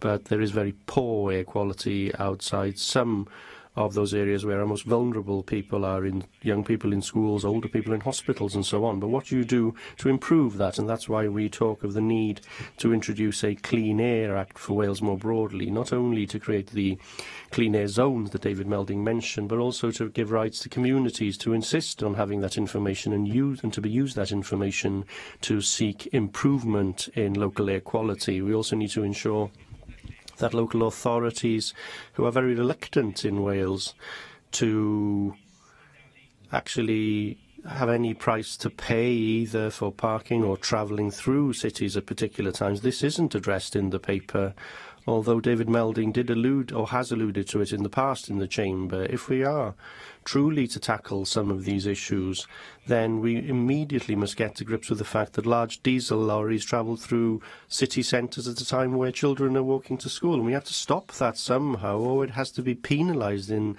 some way until alternative economic decisions are taken.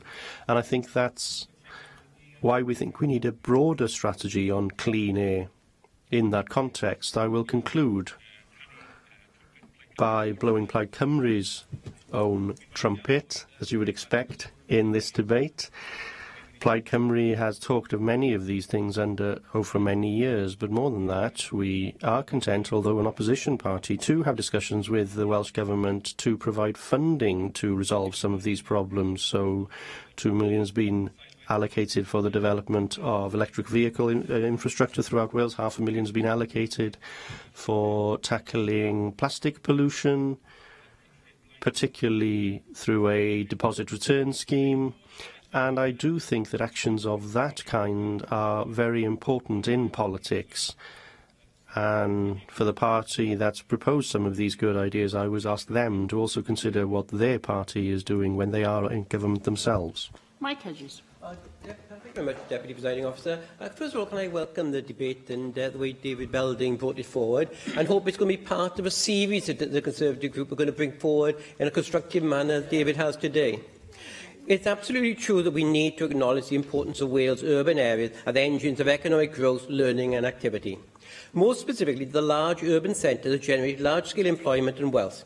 We only in Britain need to look at London, or on a world scale, New York and Tokyo, or looking at some much less well-known cities across Europe, places like Mannheim and Aarhus. This is why I am so keen on the creation of city regions.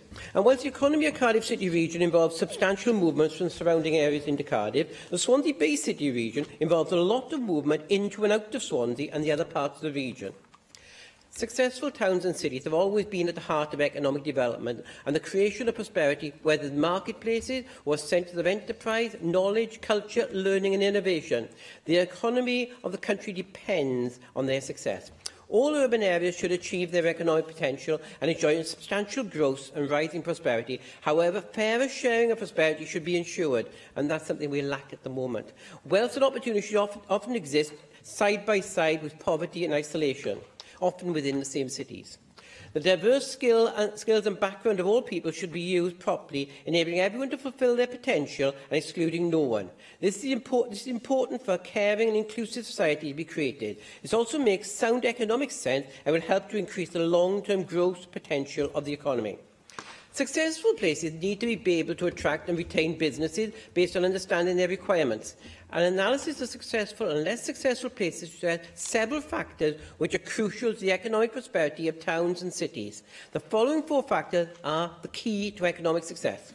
Firstly, a culture of enterprise and innovation, where places adapt quickly to new opportunities and everyone can share in the possibilities and rewards of business success. This includes embracing the opportunity presented by the revolution in information and communication technology, artificial intelligence, and also in life sciences. Private investment including access to venture capital, essential for businesses to start up and grow and to deliver jobs and opportunities for all. People equipped with the skills employers need and with motivation and opportunity to work. A culture of lifelong learning, enabling people to fulfil their potential and maximising employment opportunities, enabling a flexible response to changing opportunities and encouraging companies to come to and remain in towns and cities. Far too often we have companies come in, take the grants and then move out. An efficient and reliable transport system, enabling efficient, delivery of raw materials to industry, of goods to market, and providing efficient access to jobs, making towns and cities better places to live in and helping tackle social exclusion. So what does this mean specifically for the Swansea Bay City region? Economic and transport planning needs to be based on the region. We need to build on the strengths of the university. Too many students, including many from the area, move away on the day after they graduate or the months after they graduate. We need science parks attached to universities so we can use them as innovation hubs and specialise in key economic sectors, life science and ICT being two which have great opportunities for growth. We also need an entrepreneurship and innovation centre that can provide a founder and incubator platform for students, young entrepreneurs and investors to get together and ensure that we grow our economy. We need to provide opportunities for businesses to start. But when they start, we need access to capital, not just at the start-up stage, but at the two important growth stages, small to medium-sized enterprises, and then from medium to large. As we know, too often, medium-sized enterprises sell up to companies outside the area, and the economic benefits for our area reduced. Work with universities and further education colleges need to upskill our population. Finally, transport, which could be a debate in itself and keep me going for well in excess of the 5 minutes I'm allowed. But briefly, we need to reopen railway stations, and I welcome the comments made by the Minister or the Cabinet Secretary earlier today. But we need to have bus rail interchanges. Far too often, the bus stops one place, and to catch the train, you've got a 10-minute walk. That's quite nice on a day like today. Days like today are unusual. When it's cold and it's wet, it becomes an unpleasant journey. We need to have safe cycle routes. It's no good having cycle routes which cover 80 or 90% of the journey. They have to cover the whole 100% of the journey. It's a nice, safe cycle route, as long as you don't forget about the 100 yards you've got to go across around the main road. So, certainly. We've got time. Yeah. Would you also agree with me that when it comes to bus services, I found this myself, my own experience coming to Cardiff sometimes, that it's one thing having the bus to get you there in the morning, but you've got to make sure there's a bus service back then after 5:30, otherwise you're stuck and then you have to rely on taxis and other forms of transport. Absolutely. We need, what I was going to say, we need bus service linking resident areas, work and leisure, going at the times people want to go to the work and leisure. In conclusion, to grow our economy in South West Wales, we need to develop and expand the economic opportunities in the Swansea Bay City region, and we all need to work together. So thank you, David Melding, for bringing this debate. Mohammed Dashko. Thank you, Deputy Presiding Officer. According to the latest census, more than two-thirds of people of Wales live in urban areas. As more people cramp into our cities, problem of bad planning, overcrowding and poor accessibility become more evident.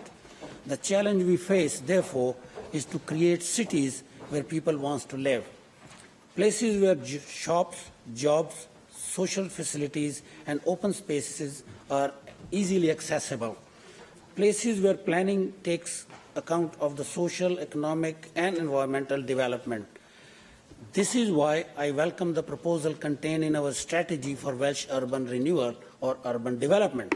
A successful city must balance social, economic and environmental needs. It must put the needs of its citizens at the forefront of all its planning activities. Poorly managed urban settlement will be unable to keep pace with urban expansion, bringing with them more poor health, poverty, social unrest and economic inefficiency. Environmental hazards are responsible for the most common causes of ill health and mortality among urban poor. Foremost amongst these is an air pollution. In 2016, Cardiff, Swansea, Newport, Port Albert and Chepstow all reported illegal and damaged level of air pollution. Deputy Presiding Officer, over 143 deaths per annum was actually happened in Cardiff in 2013 due to air pollution. 5 English and 4 Scottish cities are leading the way in reducing clean air zones. The considerable cuts in emissions seen in Berlin, which is a German city, over 10 years ago, demonstrate what can be achieved, because now that is one of the most cleanest cities in whole Europe. We should take improving air quality a priority by introducing clean air zones in Wrexham, Newport, Cardiff and Swansea. And we should go further to protect the health of our children.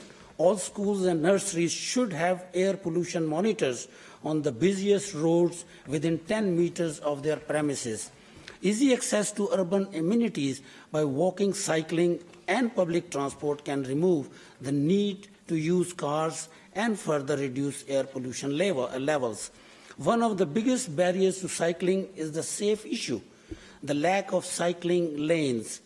You know, in the United Kingdom, Deputy Presiding Officer, in 2013, over 1,700 deaths on the roads, which is totally unacceptable. We propose to develop infrastructure to facilitate growth in cycling through the provision of additional bike lanes in urban areas. Our target is to double the length of cycling routes in urban areas in 2040. A community cycling fund would enable local communities to fund and design their own cycling networks with the aim of accessing local amenities. Greater use of pedestrian-only streets reduce people's exposures to excessive levels of noise and air pollution. A study in Denmark reveals it can also provide a welcome boost to local economy and retailers. We already provide concessionary bus passes for travel to our elderlies. I believe young people also need the support required for them to access education, job and training. That is why we propose introducing a new green card scheme to provide all 16 to 24 years old in Wales with access to unlimited bus travel freely in Wales. Green spaces are essential to improving quality of life in our cities. Green spaces are essential to protect the environment and to improve the health of our citizens. We need an open space strategy that puts parks and the reclamation of derelict and underdeveloped land at the heart of urban regeneration. This would include a commitment to planting more urban trees. Urban trees not only improve the lack of an area, they also produce benefit for lowering urban temperatures and improving air quality. Deputy Presiding Officer, the proposal contains in this document are about improving the quality of life those who live in our cities. And we should be in the forefront in United Kingdom to give our citizens the best possible life, clean life to live in.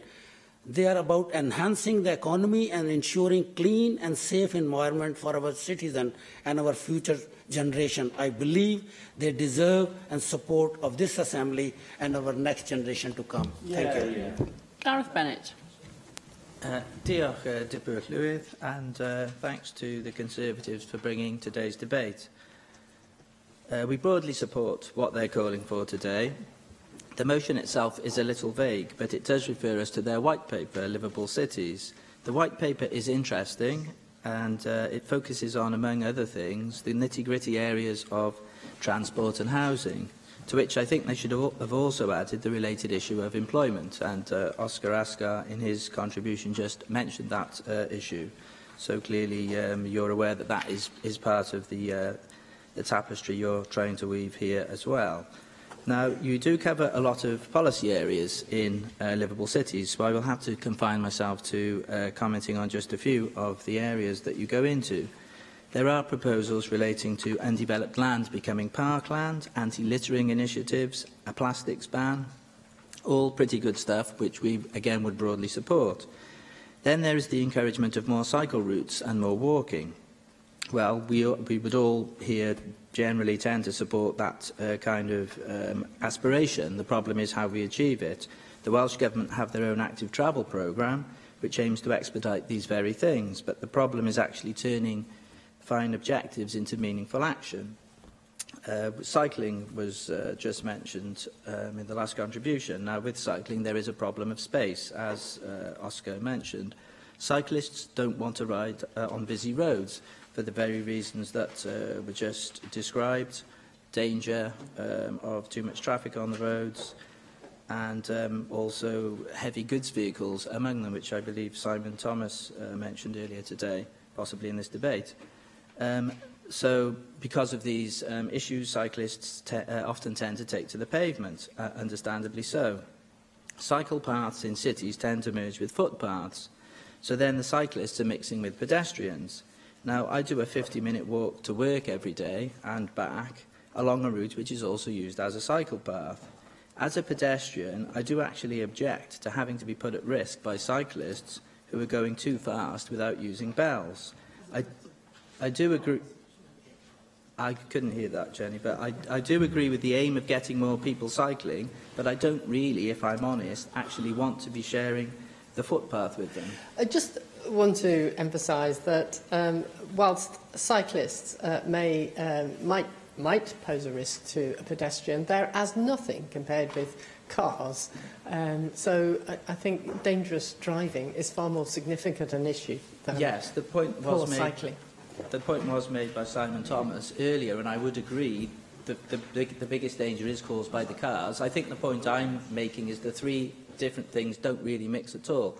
Cars, cycles, pedestrians. The difficulty is trying to find a viable way of cyclists and pedestrians to become more active and use that mode of transport without everything interfering with the other thing. So this, I do find, is a genuine difficulty as a pedestrian. I know you cycle a lot, Jenny, so I'm trying to look at it from the perspective of a pedestrian. So I think there is a difficulty. I think the problem is, where is the space for all of these different modes of transport to be viably promoted? And a major issue is that there are now too many cars on the road. Our current towns and cities were not designed for this amount of cars. So we do need to reduce the number of cars on the road, which takes us on to one of the Conservatives' ideas, which is about encouraging the use of buses, which again Oscar was describing in his contribution. There is a proposal to make transport free for 16 to 24-year-olds on the buses. This would be a bold move.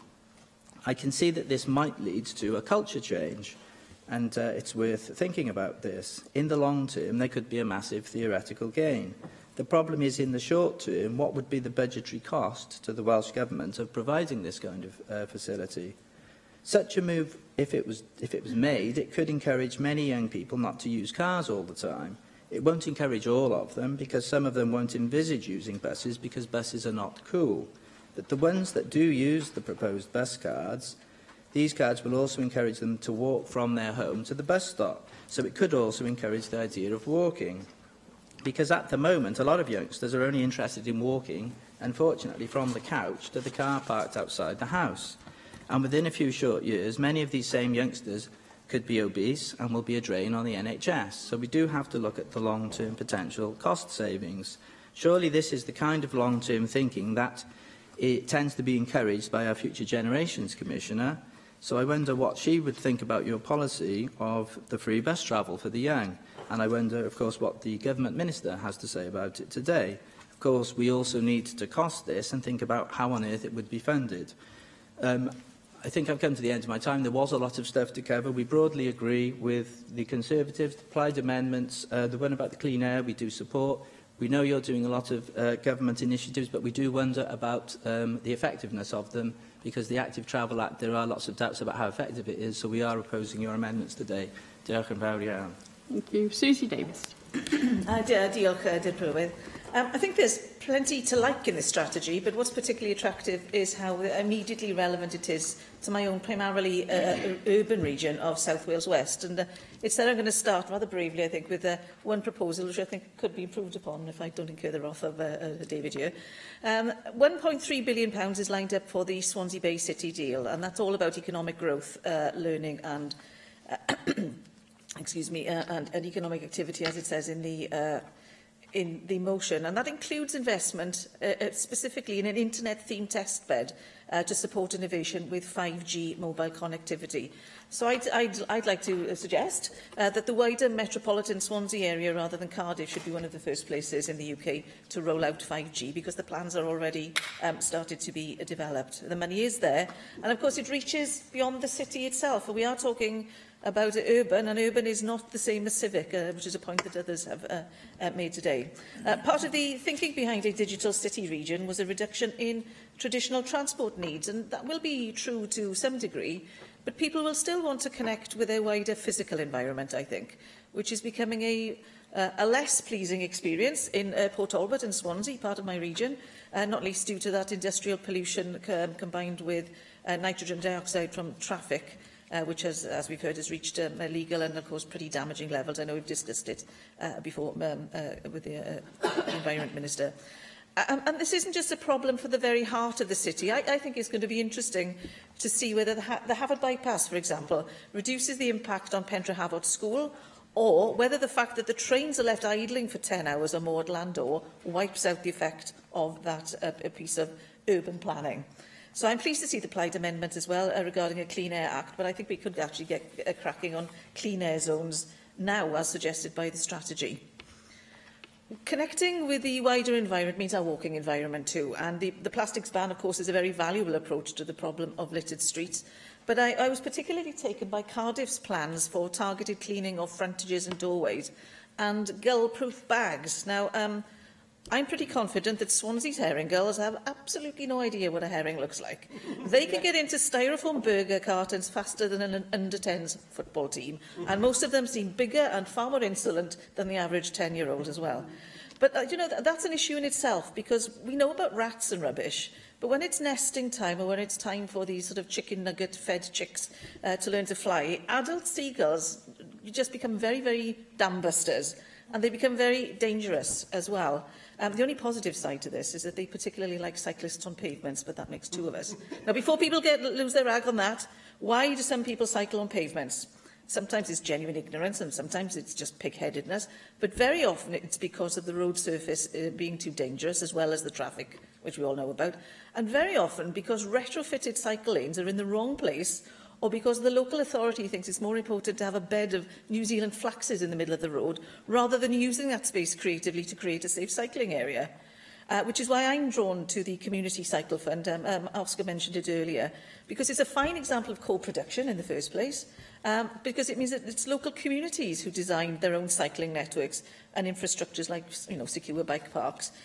It also gives cyclists the chance to make a claim for use of some, but not all, existing pavements and pedestrianised areas, because some can be used safely for bikes and pedestrians if the use of that available space is well designed. Although I recognise Gareth's point that shared space isn't always great. It's much better if they're designed separately in the first place. On the point of pedestrianisation, I think we do have some lessons to learn from the past. We have got some great examples in Cardiff, complete with convenient quality parking, when it invites shoppers and other visitors to stay for a long period of time and walk and sometimes cycle in the area. But there are terrible examples as well, like Bridgend, as well as the impact of the internet and retail parks. The high street there is slowly closing down because of over-pedestrianisation. It's become beloved of chuggers. These previously very busy streets are cut off from their clientele, if you like. They have top-up shoppers, people going for haircuts, quick coffees. The car parks aren't very central, and the busy through roads cut off residents who might be tempted to actually walk into the town centre. Which brings me then to the residential space. I don't have time to give this the attention it deserves into generation living, the location and so on. I'll leave that for another day. I just wanted to mention the green spaces. The well-being effects of those are so well documented, and it's one of the reasons why I find it so difficult to understand Swansea Council's determination to build a school on Parc y Werin, the one such town centre green space in Gorsainon, when there are more than one alternative site for that school. Most importantly and finally, we must plan with vision, not panic. Building nothing for years and then pushing up these huge estates miles away from the urban facilities that Oscar mentioned distorts communities and leads to life in a car, not cycling and walking, when we could actually be living in livable cities. Thank you. Jenny Rathbone. Thank you, Deputy Presiding Officer. I very much welcome the debate brought forward by David Melding, and I think there's lots of really interesting ideas in the paper he presented to his own party's conference. Decarbonisation, I'm very pleased to say, is a key priority of the Welsh Government's Economic Action Plan. So I think there's lots of exciting ideas that we can pick up on in delivering what we absolutely have to do to meet our climate change obligations. We've seen what can be done if we are ambitious, as with the recommissioning of the Wales and the Borders rail service, which has many environmental features, including some of the lines being 100% eco. And, I think that is a really important indication of what we can do. I absolutely agree that Cardiff is of an optimum size, and we definitely don't want seeing it growing into some sort of ghastly urban sprawl, which is what will happen unless local authorities and the Planning Act prevent that happening, because certainly that would be what the developers would like. And so we need to fiercely enforce the green belt around our capital city if we're going to avoid the sort of creeping urban sprawl that would simply eliminate everything that we celebrate about Cardiff. I would love to make Cardiff the UK's first carbon neutral city, and I think it's fantastic that David Melding is articulating that ambition. And I think that the green roofs on at least 50% of commercial developments is definitely something we should be aiming for. The flats that have been built above St David's 2 in the city centre is a good indication of what can be done with proper advanced planning, because there are gardens in the sky which the residents of those flats are able to enjoy, even though they're in an area that's obviously completely concrete, as it's the middle of the shopping district. But I think that that's the sort of thing we should be expecting of any other further city centre developments. That may... Yes? Said about developments like St David's too. What's also great about that type of development is the car parking areas, which are very useful at the moment, are built in such a way that in the future they could themselves be converted into flats that could all be residential space. So it's important to future-proof buildings as well, make sure that that is in the planning system to cater for the world tomorrow, not just today. That's a fantastic idea. I hadn't appreciated that, but I'll get on to that immediately, because one of the problems we have in Cardiff is we've got over 1,000 city centre parking places, which is obviously allowing people to do absolutely the wrong thing. They should be coming in on public transport or park and ride, rather than trying to park in the middle of the city centre. It's absolutely crazy. Clearly, there needs to be parking for the people who reside in those flats, but they are very small in number. I wanted to just talk a little bit about the eco-town planning policy that was launched by the last UK Labour government in 2008, which was designed to provide both additional housing and mitigate and adapt to climate change. Unfortunately, tragically, the coalition government that succeeded it tore this up. I mean, the famous codicil to the autumn statement in 2015 by George Osborne, where he slipped through abandoning the zero-carbon building regulations, which we could otherwise be enjoying today. And I do hope that the Welsh Government will look seriously at introducing this, so that we're not having to retrofit the houses that we're building tomorrow with further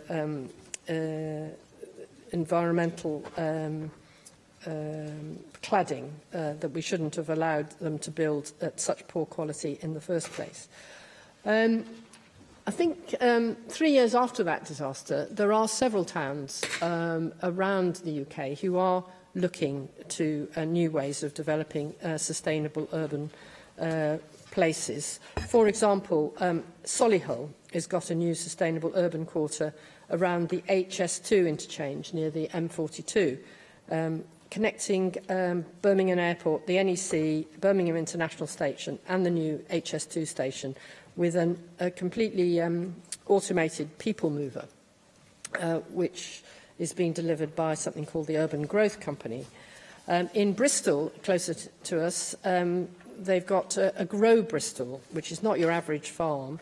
It's run out of recycled shipping containers, uses innovative ways to sustainably farm fish and salad vegetables to sell directly to Bristol's consumers and to the city's restaurant trade clients. We're talking about food meters, not food miles, says one of the company's founders. And this is something that I know that some of Cardiff Council's cabinet members are looking at closely, because this is a hydroponic, aquaponic system to grow leafy greens and farm tilapia, with the waste from the fish used to feed the plants. And Councillor Michael, the Council Cabinet Member for the Environment, is looking at a similar scheme here in Cardiff, because we need to do this sort of thing. With Brexit coming along, we are potentially at huge risk of losing most of the vegetables that we currently import from Europe. So we need to think very quickly about this. I appreciate I've run out of time, but I think we have the expertise here in Cardiff through a lot of the sustainable development expertise at Cardiff University, both to build sustainable housing and sustainable food programmes. So I think we need to think outside the box and really take forward our climate change obligations. Andrew Daly. Thank you, Presiding Officer. I welcome the opportunity to contribute in this debate, and I congratulate the lead speaker on bringing forward such an interesting and dynamic policy document that seeks to address many of the posed questions that we as elected members get from our constituents if we represent cities like Cardiff, Swansea, Newport, or indeed our larger towns such as Newtown, Wrexham or Barry as well then, because actually a lot of the thinking in this document doesn't necessarily have to be exclusively in the urban area. It can carry into our larger towns and our market towns the length and breadth of Wales. And one thing that jumps at you straight away when you read the foreword to the document is that nearly 70% of the population of Wales now live in an urban area. Define urban area and discuss, you could say. But most people have an image of Wales, and rightly so have an image of Wales as a green and pleasant land, because the vast majority of Welsh land is green and pleasant. But when you put it on a population basis, this affects a huge number of our countrymen and women who are looking to their politicians to alleviate the blight of many poor decisions that have been taken by previous generations, especially in town planning, where, especially in the brutality of the 60s and 70s, where concrete jungles were created, and the solutions that we today say should be put in place for transport measures were just completely discarded, when there was far greater scope to clear sites and create that urban space, that livability that David talked about in his opening remarks, that we now should grab the mantle of and actually drive forward. And I do think that it is incumbent on the current Welsh Government, but of all political parties, to come up with the solutions and come up with the route map that this document clearly identifies, as certainly the Welsh Conservatives offer to many of these pertinent questions, and indeed timeline the solutions that you will put in place, because the document maps out a timeline between 2025 and 2040 of when we as Welsh Conservatives would very much like to see a lot of these policies in place to make the difference. And let's not forget, we are falling behind because of the metro mayors and the city mayors in England, right along Offers Dyke, from Bristol right up to Liverpool and Manchester and Birmingham in between. A lot of the city mayors' electability at the ballot box is to make these big improvements, both economically and environmentally, in the city cultures that they preside over now. It's not a central government policy now to deliver most of these initiatives on the ground. It is for those metro mayors and city mayors to do that. And so the Welsh Government really does have to get to grip with devolving responsibilities out to our urban areas so that they can utilise the dynamics of the local economy and the local solutions that can be put in place for some of the quick and early wins that we need to achieve, and then more the long-term solutions that need to be put in place with a more joined-up planning system. Time and time again, when I look at the planning environment around Cardiff, which I've had the pleasure to represent in this chamber now for nearly 12 years, it's not exclusively Cardiff. The member for Llanelli touched on the point in his intervention a little earlier about what about the outlying areas. You only need to drive up the A40 in the morning to see the commute into Cardiff, and then drive the other way back and see the commute out of Cardiff, to show that the cities are the engine for growth for the wider region that encompasses that area. And so we must have a planning system that isn't fit for the 1950s and 1960s, but is fit for the 21st century and the third decade that we're going into now of that 21st century. And I've sat in this chamber over the last 12 years and heard various planning ministers, from the wonderful debates and statements we used to get from my namesake Andrew Davis and the spatial planning, whatever the thing was called, used to torment us, to be honest with you, the amount of debates with spatial plan, wherever that went to. And then all of a sudden we're getting various announcements now about how the government is being progressive in its thinking around the planning system.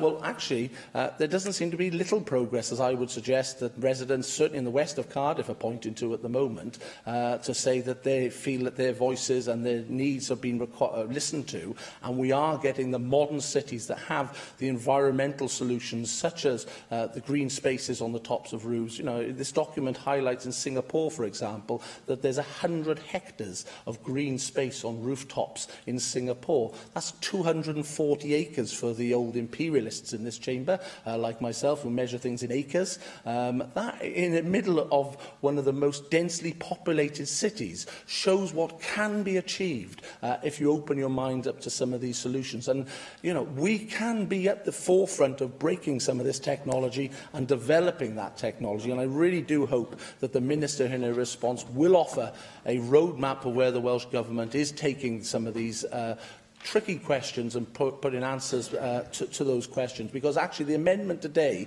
gives an indication that there is a lot of activity going on, a bit like a swimmer who's kicking like hell under the water but not really moving very far forward. And that certainly is a sense that I feel when I look at much of the activity coming from Welsh Government on many of these issues. Yes, there's many groups that you can point to and think tanks that are advising, but we are not seeing the game-changing solutions put in place.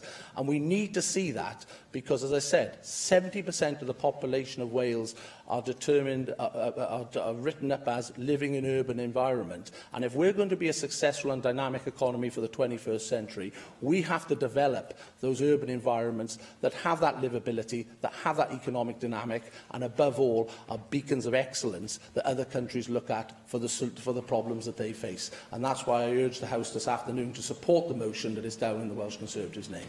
Yeah. Can I now call the Minister for Housing and Regeneration, Rebecca Evans? Thank you very much, and I do welcome the debate today and the spirit in which it was brought forward by David Meldon. And I don't think I have enjoyed a debate as much as the one today for quite some time, because we have heard some really constructive and thoughtful contributions. Prosperity for All, our national strategy, makes it clear that communities are a national asset and we will invest in them, both urban and rural, as our amendment to the debate makes clear. So we'll be ensuring that communities across the length and breadth of Wales are attractive to live in, work in, invest in, study in and to visit. To do this, it does require the kind of joined-up, cross-government, place-based approach that we're pursuing through our Economic Action Plan, our £100 million targeted regeneration investment programme, our Valleys Task Force Delivery Plan and the National Development Framework that we are consulting on. So these are the kind of game changers that Andrew Arty-Davis was looking for in his contribution. It does require close working with our partners, including local authorities, city and growth deal regions, housing associations, Transport for Wales and the Development Bank of Wales. But our focus today in this debate is on our urban communities, and in seeking to understand the challenges and the opportunities facing our town and city centres, it's important that we engage with research and expertise. Earlier this year, I enjoyed a really useful discussion with Carnegie, discussing their international research, Turnaround Towns, and also their Wales-specific report, which looks at the challenges and opportunities facing our urban areas here. The challenges are well rehearsed and many relate to our changing patterns as consumers, but there are opportunities too for our towns and cities to capitalise on areas that can't be fulfilled online. Our desire for experiences, for leisure, for culture, our desire to engage, our desire for the personal touch and for excellent customer service, and our need to access good quality, affordable housing in a place where we live and work. With our support, urban areas can adapt and they can evolve. Closed banks into pubs, empty shops into homes, derelict land into green open spaces. And we know the importance of those green open spaces and delivering nature-based solutions, including green infrastructure. And this is one of the national priorities in the Welsh Government's natural resources policy.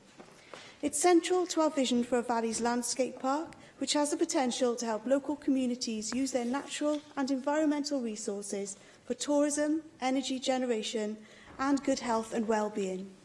And it's why we're investing in our Green Flag Award scheme. It's why evidence on urban tree canopy cover is being shared by NRW with public service boards to influence their local well-being plans. Livable urban spaces which promote good health and well-being should be well kept, and the Welsh Government is acting on several fronts to address the use of plastic. We're a world leader in recycling, and we want to be the world's first refill nation. We're investing £6.5 million in our Circular Economy Investment Fund. And more widely, in the Year of the Sea, we're proud to sign the UN Environment Clean Seas Plastic Pledge, and a Wales Clean Seas Partnership has been established to create a long-term legacy from our hosting of the Volvo Ocean Race to turn the tide on plastic. Livable urban spaces which promote good health and well-being should also be easier to walk and cycle in, and also to use other forms of sustainable transport.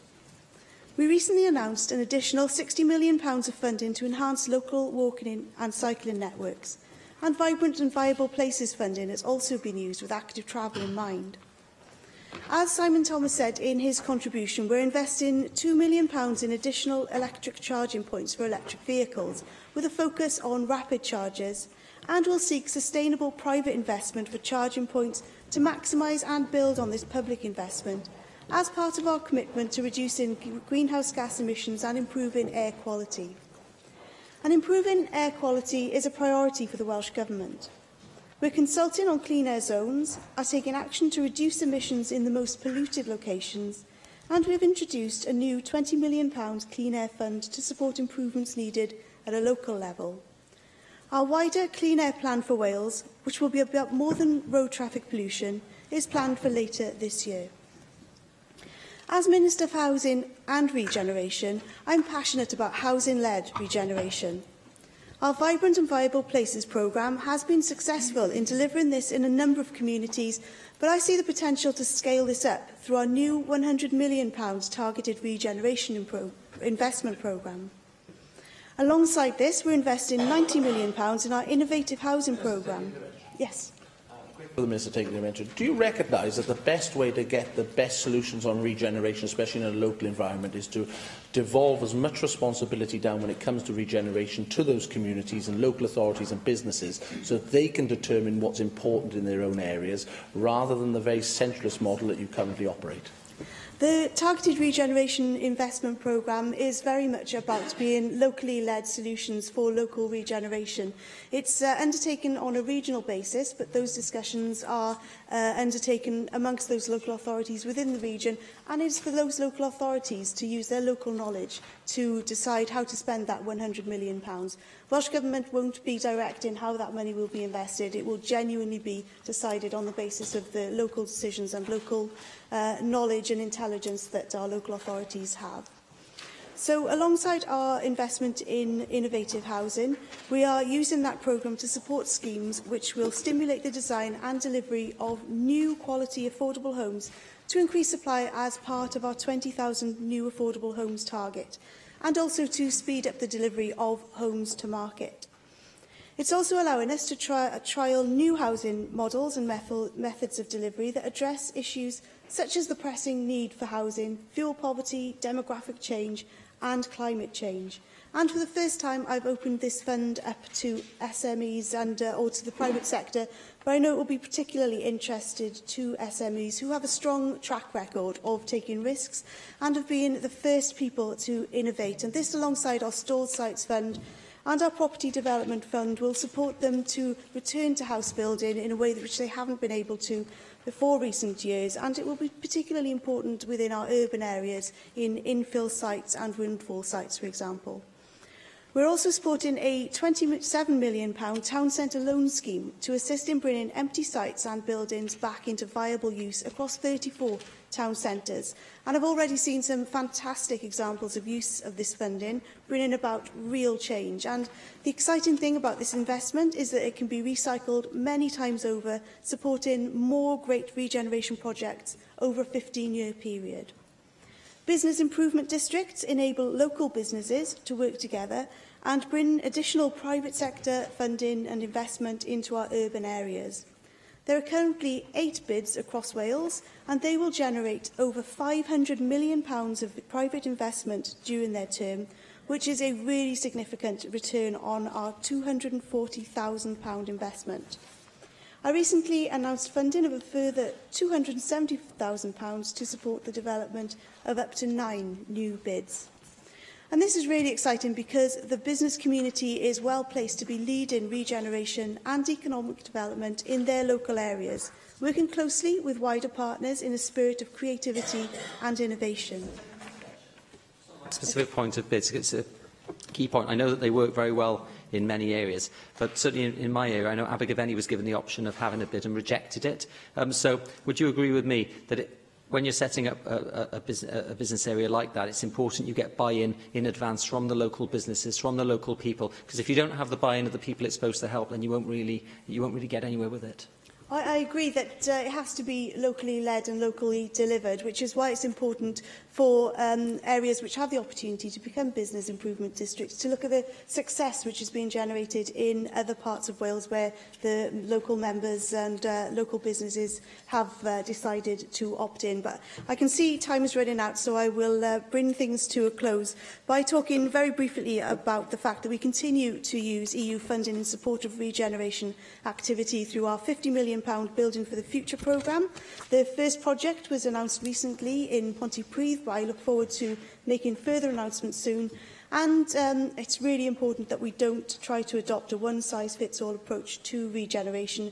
Every place is different, everywhere will require a bespoke approach, and our support is flexible and it does enable just that to happen. So in that context, it must be undertaken in partnership, and that was really well recognised in the Carnegie work, which I referred to at the very start of my contribution. Promoting strong urban centres can't be done by national government alone. Although we will show leadership, it does need to be owned by the communities involved, and that is the spirit very much in which we will continue. Thank you. Thank you very much. Can I now call on Nick Ramsey to reply to the debate? Diolch Tipri Llywyd. The Minister was very generous there in taking my intervention, given I was just about to stand up. And feel free to take some of my time if you want. No, I think the Deputy Presiding Officer was more generous in allowing you for it to happen. Of course, yes. Thank you for... I've started something. I'll get on with my comments. David Melding's highly constructive introduction to this debate set the tone for this debate. And can I thank everyone who has contributed? You spoke in a fine fashion, as ever, David, using a number of key terms, such as cities as urban engines and centres of innovation. And you spoke about the need to boost urban renewal and also to recognise the importance of the city region as not just about the urban core, but about everything around it as well. And I think it was Lee Waters' intervention on you where he raised the point about the need to make sure that everything is not sucked into that urban core. But in this modern age of the city region, we recognise the importance of it as the heart of the area, but not the ends of it. David referred to our urban renewal policy launched recently, and some of our key objectives to make Cardiff a carbon-neutral city. We can do that. We can really set the agenda. We can get ahead of the curve with regards to Cardiff and set in that new tone. If we're going to be forced to do that in the future anyway, then why not try and set the agenda here in Wales? And Welsh Government will have our support in trying to do that. You also mentioned the idea of how people in the future... We often talk about the problem of housing and a shortage of housing. In the future, people don't necessarily need the same types of housing, the same types of urban spaces that they had in the past. And certainly the idea of higher density homes with shared gardens would certainly suit, not all people, but would certainly suit young people and particularly some younger people who want to get on the housing ladder. Look, whenever you whether you support the Welsh Conservative policy development in this area or not, and I got the feeling from the debate that many people did, I think that all members agreed this was a debate that was worth having. We've had this debate in various forms over the years, and this is another aspect of that. And I know that all parties have their ideas and their policies and their strategies, which can all dovetail with the Welsh Conservative policy in this area and really get on with the job of what we want to do, which is make our urban areas a better place for those who live in it. I think one thing is clear. You cannot simply leave urban areas to get on with themselves and hope that somehow they will magically develop in the best way possible. We saw back in the 1970s and 80s the first signs of what would happen if you did that in the United States with cities like Los Angeles and Californian cities in particular, where the car became king and you ended up with donut-type cities where you had retail developments on the edges and then eventually nothing in the middle at all, a kind of wasteland. And we started down, in fact, we did start down the line in some of our towns and cities in Britain in that, but we made sure that we stopped along the way, that way to disaster, and we've tried to improve things, and we need to make sure in the future that that certainly doesn't happen again. So key themes: planning, public transport, air quality, as Susie Davis said in her contribution, planning with a vision. The announcement of the new Transport for Wales franchise recently can, of course, be a key component in this renewal process. Some very good objectives in there. We need to make sure that those objectives are actually delivered on. But certainly the direction of travel with regard to Transport for Wales is a good one. And transport is key. I intervened on Mike Hedges because I've tried myself. I would dearly love to travel from my village in Monmouthshire to the Assembly by public transport, which I can actually do very easily by bus from Raglan to Newport, then from train to Newport to Cardiff. But you try getting back after 5:30 from Newport to my village, and I'm not out in the sticks. It's on the A449, but it's virtually impossible to do. So there are areas here where planning and Welsh Government really can make a difference in the future. I appreciate time is short. Dipri Flower, and you have been very generous with me today, so I will not witter on. Take this debate where it comes from. I know you won't let me. Take this debate where it comes from. It is, as David Meldon said at the start, an attempt at a constructive contribution to a debate which I know we all want to have, we all need to have, and let's get on with the job of making our urban areas in Wales a better place for everyone who lives in them. Thank you. The proposal is to agree the motion without amendment. Does any member object? Therefore, we defer to this item until voting time. Item The next item is the Plaid Cymru debate on establishing a publicly owned energy company, and I call on Simon Thomas to move the motion. Simon. Thank you very much, Deputy Presiding Officer, and I can't recall when was the last time we had a debate in the Assembly led by two papers, one published by one opposition party and the other published by another opposition party, and this debate emerges from a paper that I published around a year ago on the proposal to establish an energy company for Wales, Eni Cymru. And as I said in the previous debate, if you have an idea, which is a good one and has yet to be implemented, then there's no disgrace in recycling that idea. And therefore, I'm not going to apologise for bringing this debate back to the Assembly, although we had discussed the idea in the past. And I bring it back in the context where there may be a major decision to be made on the future of energy in Wales, with not only the possible investment in Wilfa B, but also the possible decision of not investing in the Swansea Bay tidal lagoon. And I will come to that in a few moments because it's very relevant to the concept put forward by Plaid Cymru in its paper and in today's debate. Give you some context first of all. Wales is a nation which is rich in energy. We produce more energy than we use, therefore we are an energy exporter, but yet energy prices in Wales are among the highest in Europe, and that demonstrates the situation that we're in as a nation. Energy poverty is particularly damaging to low-income households. There's a tendency to have ad hoc payment systems for energy, and they can't access the best tariffs. Also in West Wales, we have a number of areas which are not on the national grid, so they use gas or oil which is imported. And it's also true to say that although we generate electricity, we have the capacity to produce far more, particularly in terms of renewables. There are 5 million acres of land in Wales where we could produce on our coastline and on the mainland. The Welsh economy demands a great deal of electricity. We have manufacturing plants and steelworks, and therefore we need that energy.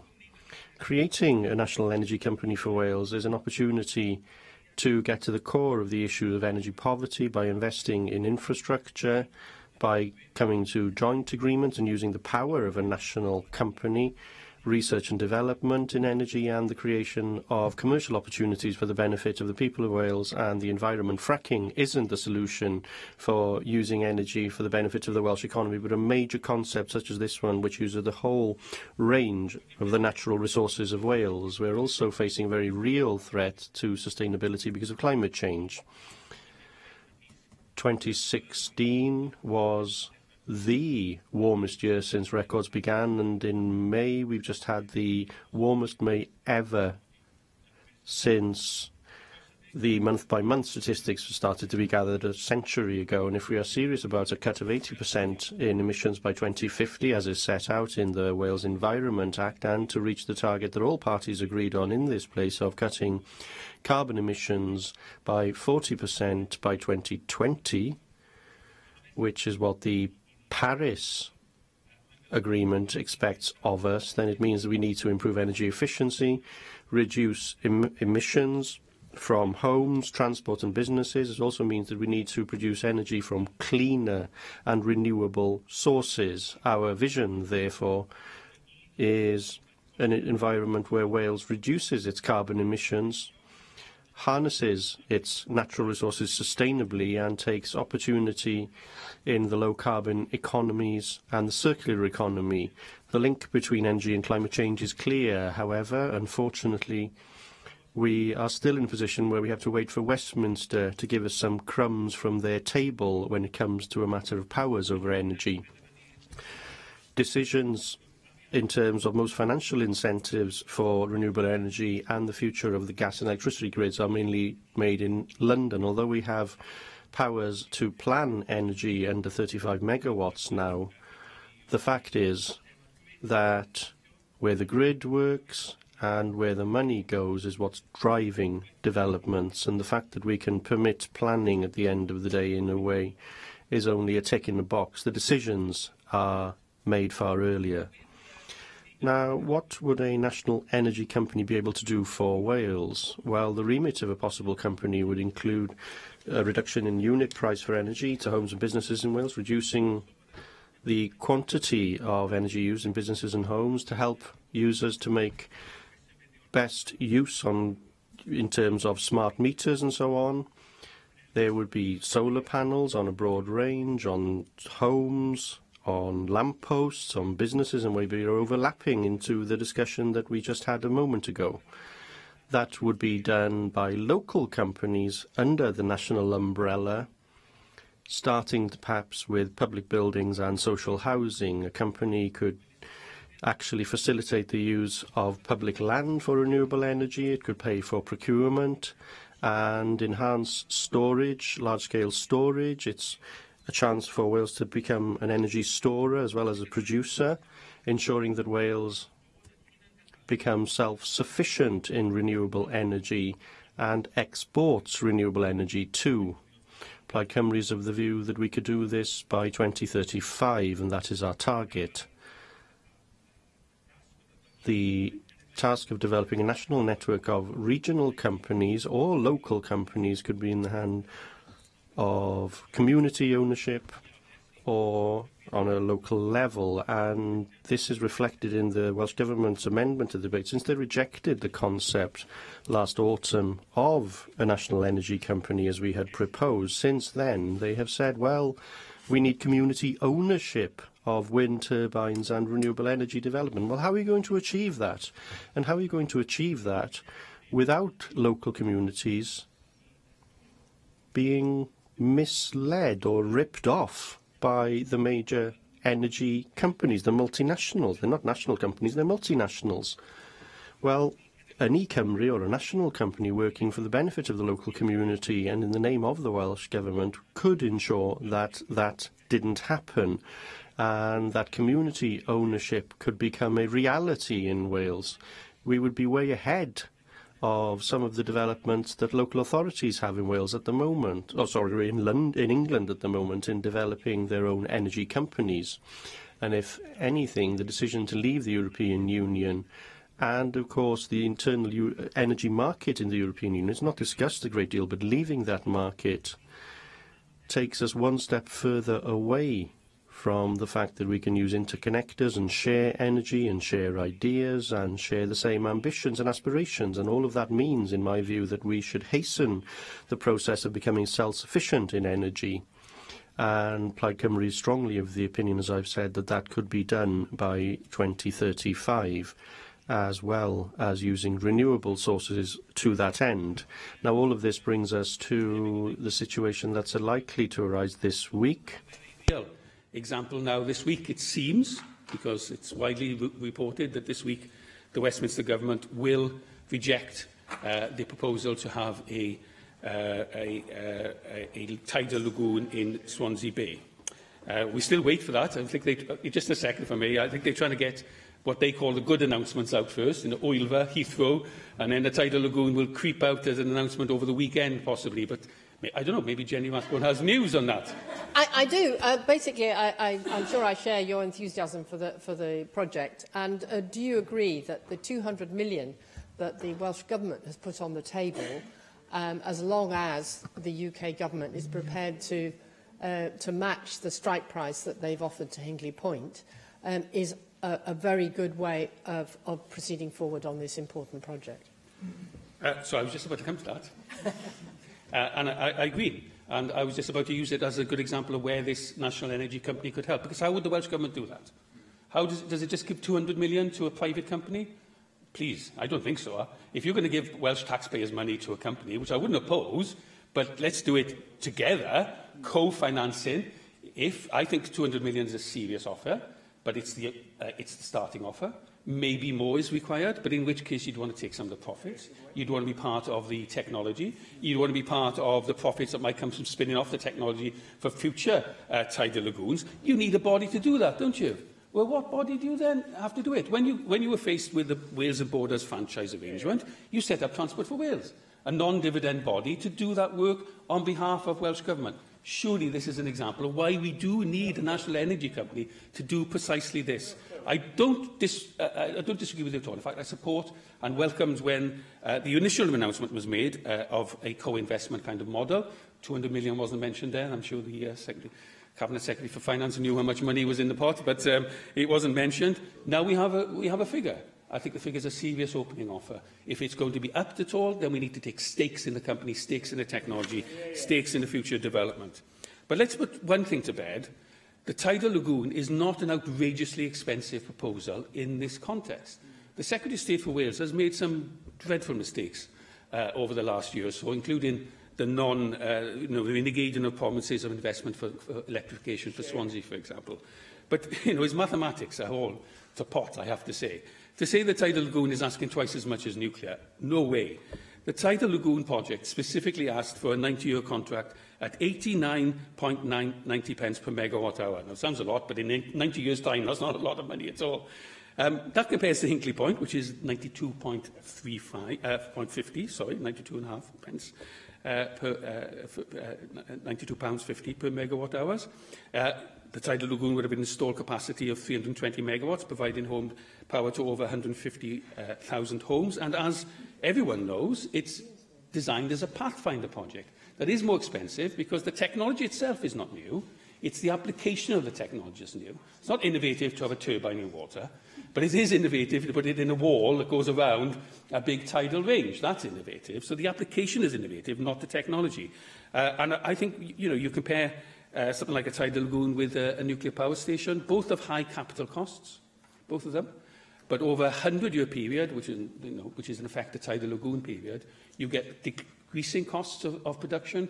Whereas our experience with nuclear is those costs are fairly rarely maintained at that level. That's why they want 35-year contracts for those costs. So, the lagoon would provide energy security. And as the Henry Review, which was the independent review that the government set up to look into this, as it said very clearly, both nuclear and tidal lagoons produce UK sources of generation. But nuclear relies on imported uranium. And as other technologies move on, and as China might take up more uranium, the price of imported uranium might well rise. What the tidal lagoon gives us is Welsh generation using our own natural resources. And I think that in itself is something that we support. And not only do we support it, the public support it. 76% support Wyve and tidal energy, and 38% in that poll, done itself by the Department of Energy and Climate Change, supported nuclear. So I don't want to set up one against the other, and that's the dangerous thing that the Secretary of State is likely to do here, to say, well, on Monday we give you Ulva, and on Friday we won't give you the tidal lagoon. If we're going to have a proper energy mix, then we need all sources to be applied. And we need in particular to see the tidal lagoon to be given the assistance of the Westminster Government. And I can't put it any better than to conclude by quoting what Henry himself said around the tidal lagoon. To put it in this context, the cost of a Pathfinder project is expected to average around 30 pence per household per annum during the first 30 years. This seems to me to be an extremely modest amount to pay for a new technology which delivers these benefits and which has a clear potential to start a significant new industry. Moving ahead with a Pathfinder lagoon is, I believe, a no-regrets policy. I believe the lagoon should be supported on that basis. I believe a national energy company could be the vehicle for the Welsh Government to invest and be part of that significant new industry. We here will either take a decision this week to invest in the tidal lagoon and be part of that, or we will find ourselves supplicants once again when, in 10 years' time perhaps, a Chinese company comes in and says, I love your tidal range, let's have a tidal lagoon. Thank you. I have selected the amendment to the motion and I call on the Minister for Environment to move formally Amendment 1, tabled in the name of Julie James. Formally. Thank you. Mick Anthony. Can I first of all very much commend, I think, the work that Simon has done in this area on energy, and also the work I think the various parties on the various committees have looked so much at the issue of community energy. And this is an issue that isn't going to go away, and we're on a path where we will inevitably end up with community energy and the renationalisation or the republic ownership in whatever form of energy, as we will with the other public services. And my contribution to some extent is to talk about this within the concept of public ownership, because without public ownership there isn't public accountability of what are the key services that we all depend on that are essential to life. And I think what is very, very clear is that privatisation in all the areas of public service has been an absolute disaster. It's been a mechanism for the legalised mugging and robbery of members of the public. I'm not aware of any public service, and I'm a user of all the public services, as we all are, and I look around to find any of those public services, water, gas, electricity, even transport, and to say, to what extent am I any better off as a result of privatisation? I'm faced, as everyone else is, with systems of payment for energy and public services that I don't understand. I don't work out what they actually mean to me. I can certainly not see that I'm any better off. And what's very, very clear is that in all our public services, and energy being an absolutely fundamental one of them, is that there is a need for a new approach to public ownership in whatever form, whether it be not-for-profit, whether it be cooperative or whatever. The legacy of what the Tories have delivered us in terms of privatisation has actually resulted in some quite remarkable political changes. In terms of energy, 77% of the population of the UK now want to return to public ownership of energy. They are sick to death of the system of confusion, the lack of accountability, never knowing who is in control, who is in charge. And maybe that was always part of the purpose of privatisation, to take away the route to actually, at the end of the day, being able to hold public accountability. And maybe it is also an explanation as to why there has been such disillusionment in politics, because there's no longer are you able to say who you actually hold to account for those key services. 5.1% of energy only is renewable in the UK. Real-term prices are 10 to 20% higher due to privatisation in energy. 10% live in fuel poverty. And public ownership would save an estimated £3.2 billion per annum, which roughly offsets against the actual profits that are extracted out of the industry on a year-by-year basis. Countries are now returning to the concept of democratisation of public services. Germany is now moving back to a system of 50% public co-op community ownership, and doing so. And I think the area where probably that we do need to explore much further is how this needs to fit within a strategy, a UK-wide strategy in terms of the grid, in terms of the actual production of energy, as well as the distribution and supply. And you have to ask, why have the Tories consistently resisted and opposed the re-ownership, the re-democratisation of energy, water and so on? Well, we know it's because, for example, solely in the energy sector alone, David Cameron received £2.6 million in donations from the energy industry. And before that general election received £3.4 billion. So clearly the energy companies know where their own vested interest lies in terms of protecting the privatisation. And 9 senior Tories had second jobs on boards of directors or as consultants of the energy companies. So the whole system has been corrupt and incestuous, and that is why it actually has to happen. We see the same in water raised this week at the GMB conference.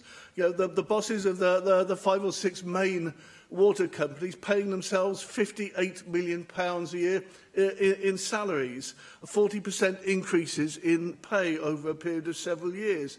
Chief Executive Severn Trent, £2.45 million, United Utilities, £2.3 million.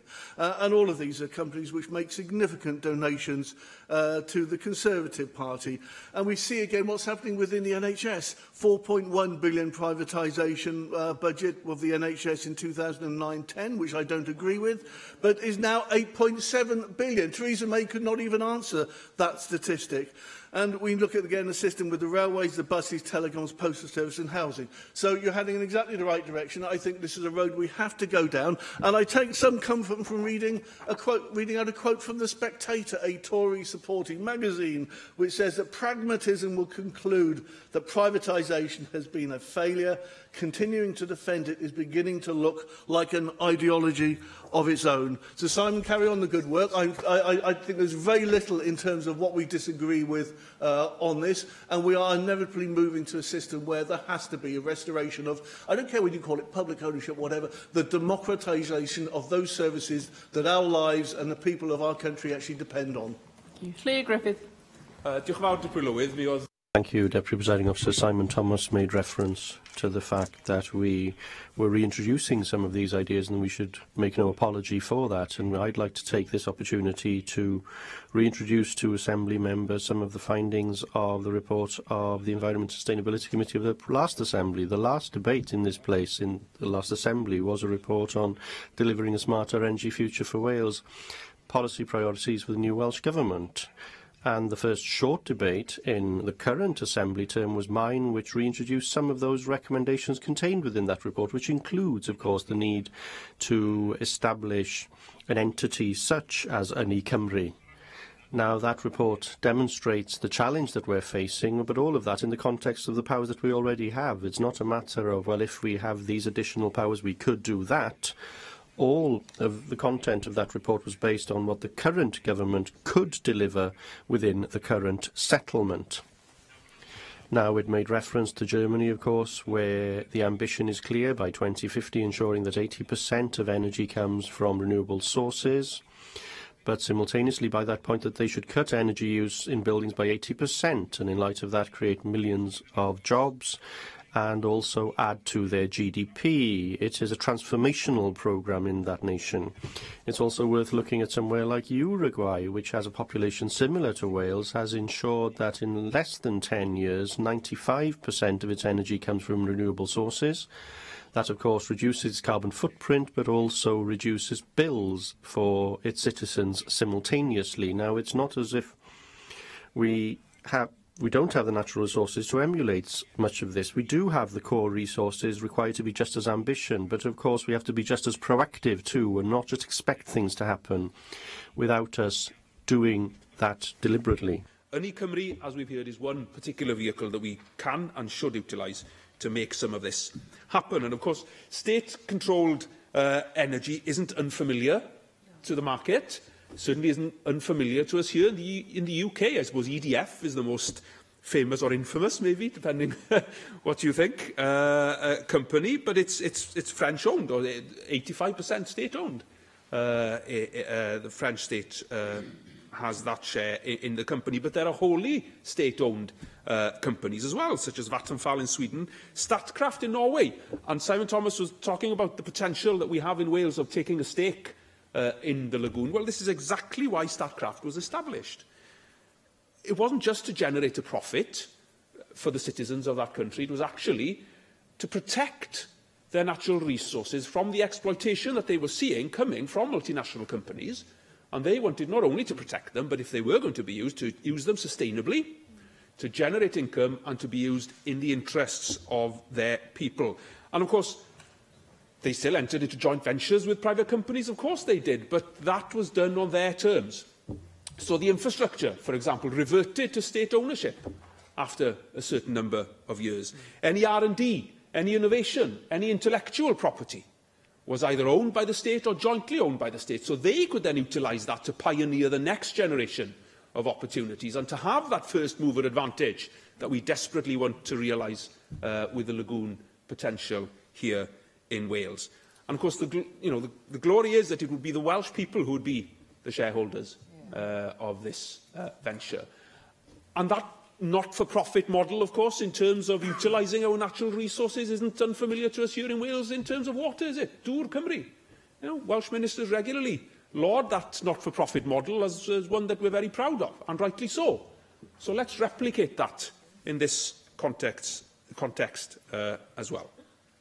Now, ar draws Lloegr, wrth gwrs... Across England, we see local authorities establishing energy supply companies, not-for-profit companies. There's been an example in the past of Nottingham and Robin Hood Energy, and of course they offer a tariff to the citizens of Nottingham which is different to the rates paid by others. And there are steps being taken in Wales. We have seen how Bridgend, for example, has been trying to develop local heat networks. Wrexham has been in the vanguard in terms of solar energy. Well, why not create a national entity in order to share this good practice, to bring these plans together, to ensure that more of it happens, and possibly that some of it could happen at a national level too. So the opportunities for Wales in having an e-Cymru are exceptionally exciting. There are huge benefits economically, environmentally, socially, and they are all very significant indeed. The challenge is set down in this motion, and I would encourage you to show the same ambition as Plaid Cymru by supporting the motion. David Melding. Diolch yn fawr, Dipri Llywydd. Can I thank Plaid Cymru for bringing forward this debate? I think Simon ranged far and wide, and certainly beyond the wording of the motion, but I think, I outlined this whole area of policy and the challenges and shortcomings he sees in it, and it was very interesting, some of which I sympathise with. But, can I just unequivocally put on record, as I did last year when we debated this very issue, that is not a criticism, this is really important and it's appropriate, it's back here. But that we in the Welsh Conservatives, as indeed the Welsh Labour government, despite what Mick Anthony has just said, do not agree with point 3 and will therefore not be supporting the motion. But we will support the motion should Amendment 1 pass. Can I start by saying that we do share the aim for more efficient energy use and more competitive prices, but it is our view that this can be achieved without heavy government intervention or nationalisation. Now, the extent of publicly owned and networks and, I'm not quite sure if Plaid do believe in nationalisation. I'm pretty sure Mick Anthony does. So we need a bit more precision, I think, in this debate as what is being proposed. But while it's an important area and we need to get it right, I do believe that we're on the right path to achieving a solution and a balance that will require a suite of comprehensive measures.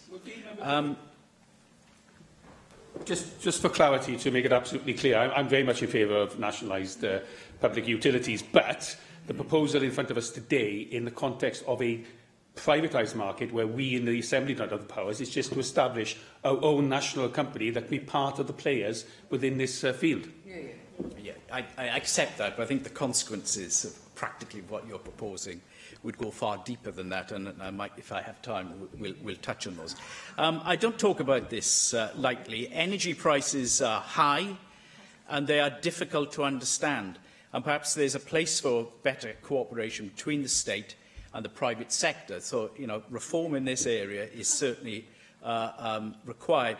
I'm not sure if I'll be permitted to quote Will Straw, but I'm going to try anyway. Now the Associate Director of the Centre-Left IPPR think tank, and he argues for more local authority involvement, promoting a market that is far more competitive and transparent than the one we have now.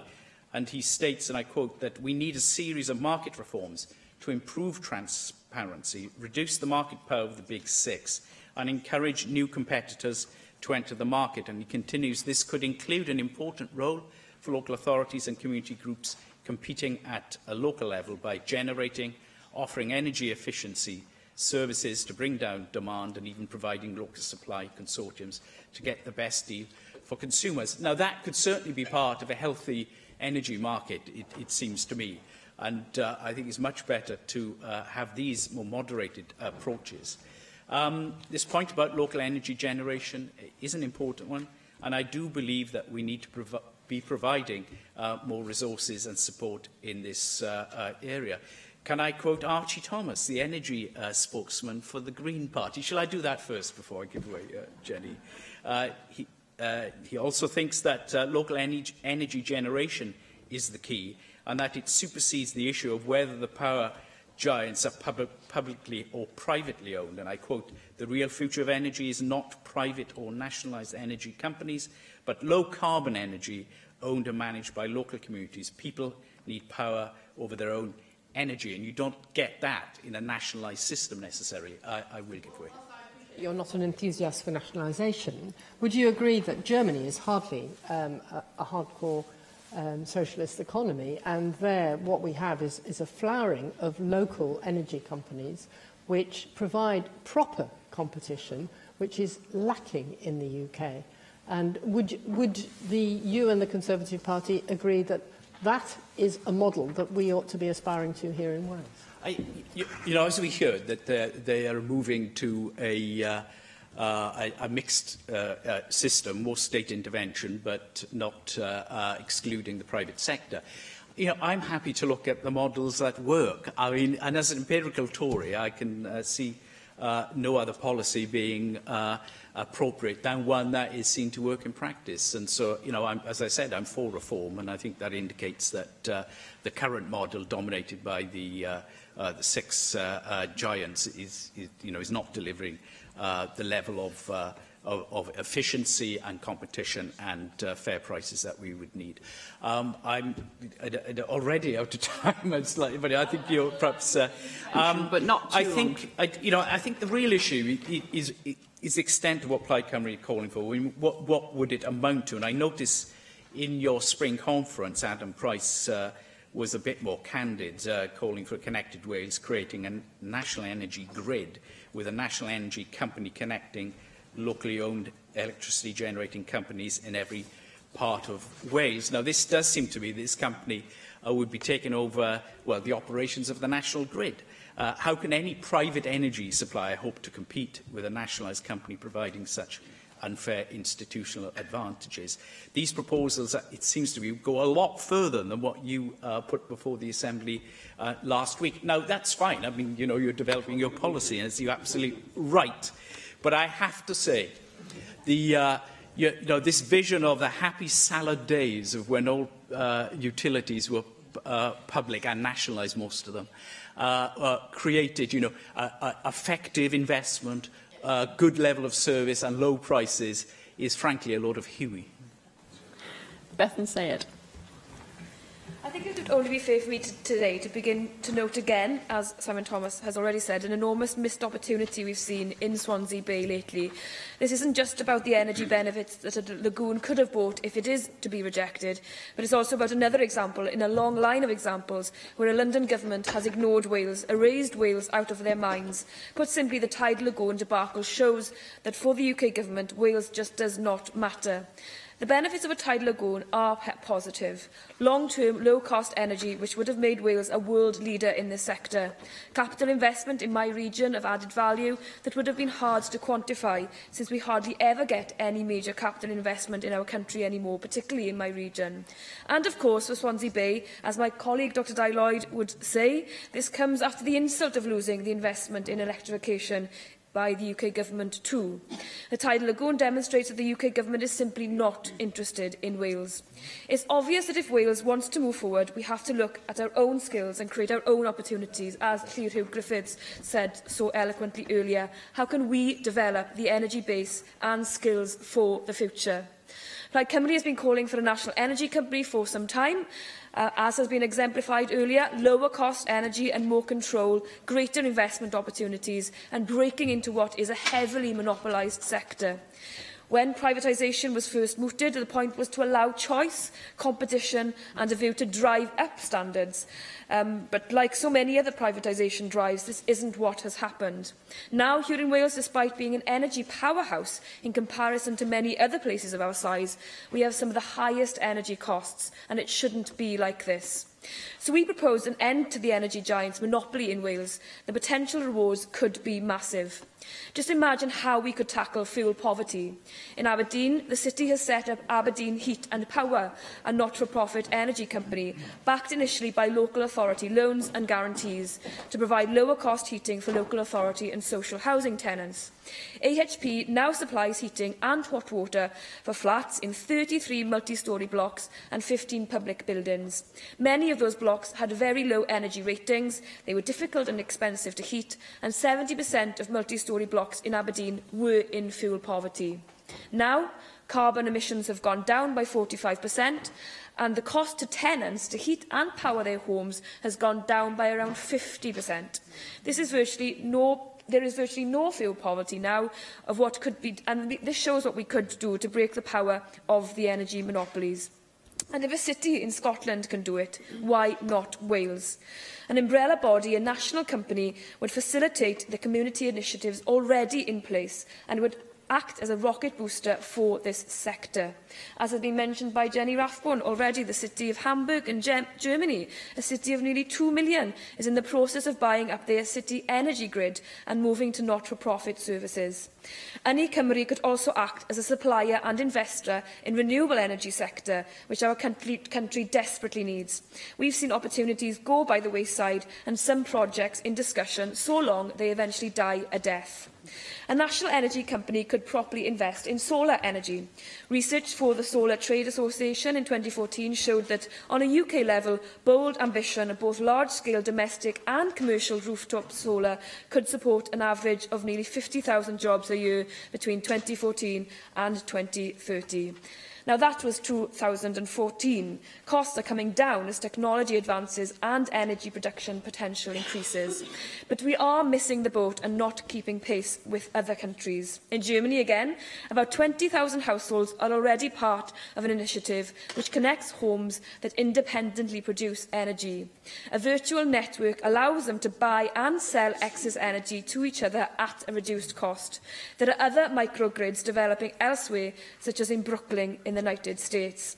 Now, there are some great projects in Wales already, and we need to encourage and support them. And Llyr mentioned Wrexham, and I think that's something we have to start. If you can get local authorities to put solar panels on all their council houses, I know UKIP would obviously disagree with this, but I think that would be something that we could see as something positive, so that people could then have lower bills for their energy consumption.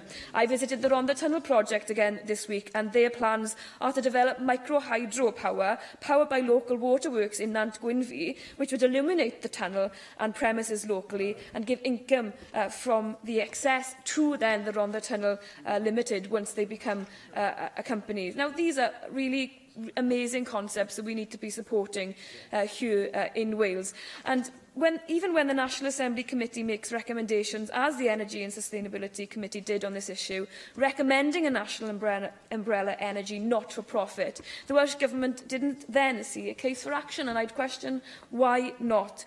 A continuation of the ad hoc small-scale ventures are appropriate from time to time, but if they had a national company that would support them and be able to invest in them, then this would show a bold vision for our national National Government and show leadership in that regard. So I would urge the Welsh Government to come out of their comfort zone in this regard and to set up this company to show that we do have a vision for Wales and that we can actually keep up with the developments across Europe. At the moment, we are lagging far behind, and we shouldn't have to because of the wealth of energy that we do have here in Wales.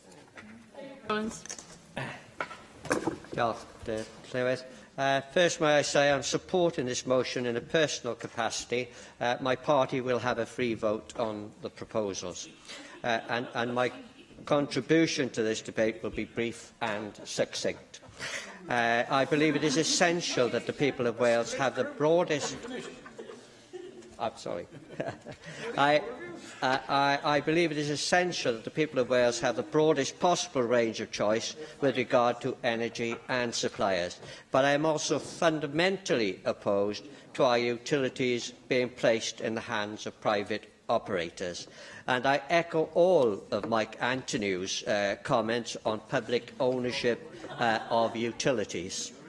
I therefore thank Plaid Cymru for bringing this debate to the Chamber. The establishment of a not-for-profit... of course. Thank you very much. It's often said of economists, if you ask for economists their opinion, they'll give you 5 answers. Is the same true of UKIP's position on energy policy? Shall I say that we are a party that thinks out of the box? And therefore, we're a party of free minds as well. Well, I thank Plaid Cymru for bringing this debate to the Chamber, and the establishment of a not-for-profit Welsh-based energy company or companies must work in the interests of the Welsh public. Many of the private companies supplying Welsh homes are foreign-owned. This means that at least some of the revenue earned leaves the country to the benefit of recipients elsewhere. Being a not-for-profit company should intrinsically mean that it is able to be very competitive and may even have the effect of driving down energy supply prices, and could, of course, utilise all the levers of any production mentioned by Simon, although, of course, I would not agree with all the systems of energy production that he mentioned. But I therefore echo Plaid Cymru's call for the Welsh Government to establish a publicly owned energy company. Thank you. Sean Gwenllian. Thank you very much. In my constituency in Arfon, we have 3 successful community hydroenergy schemes with plans in the pipeline for further initiatives.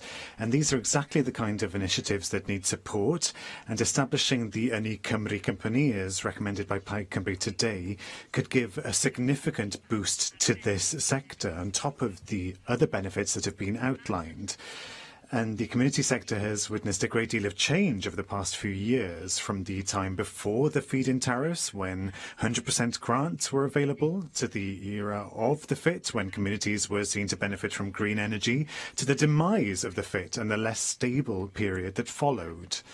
And the future is rather uncertain at present as a result. But Ynni Cymru could give a clear focus to the work of these community initiatives, emphasising the collaboration between Natural Resources Wales, the local authorities and the communities themselves.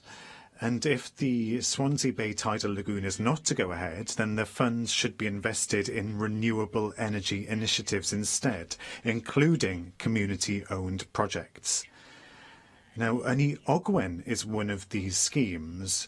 Local people represent 85% of the shareholders, and almost £500,000 were raised within 2 months in local shares. And we're not talking about a wealthy area here. We're talking about a post-industrial community that is relatively poor. But it is a proud community that has seen the value of generating clean energy for the benefit of the local community.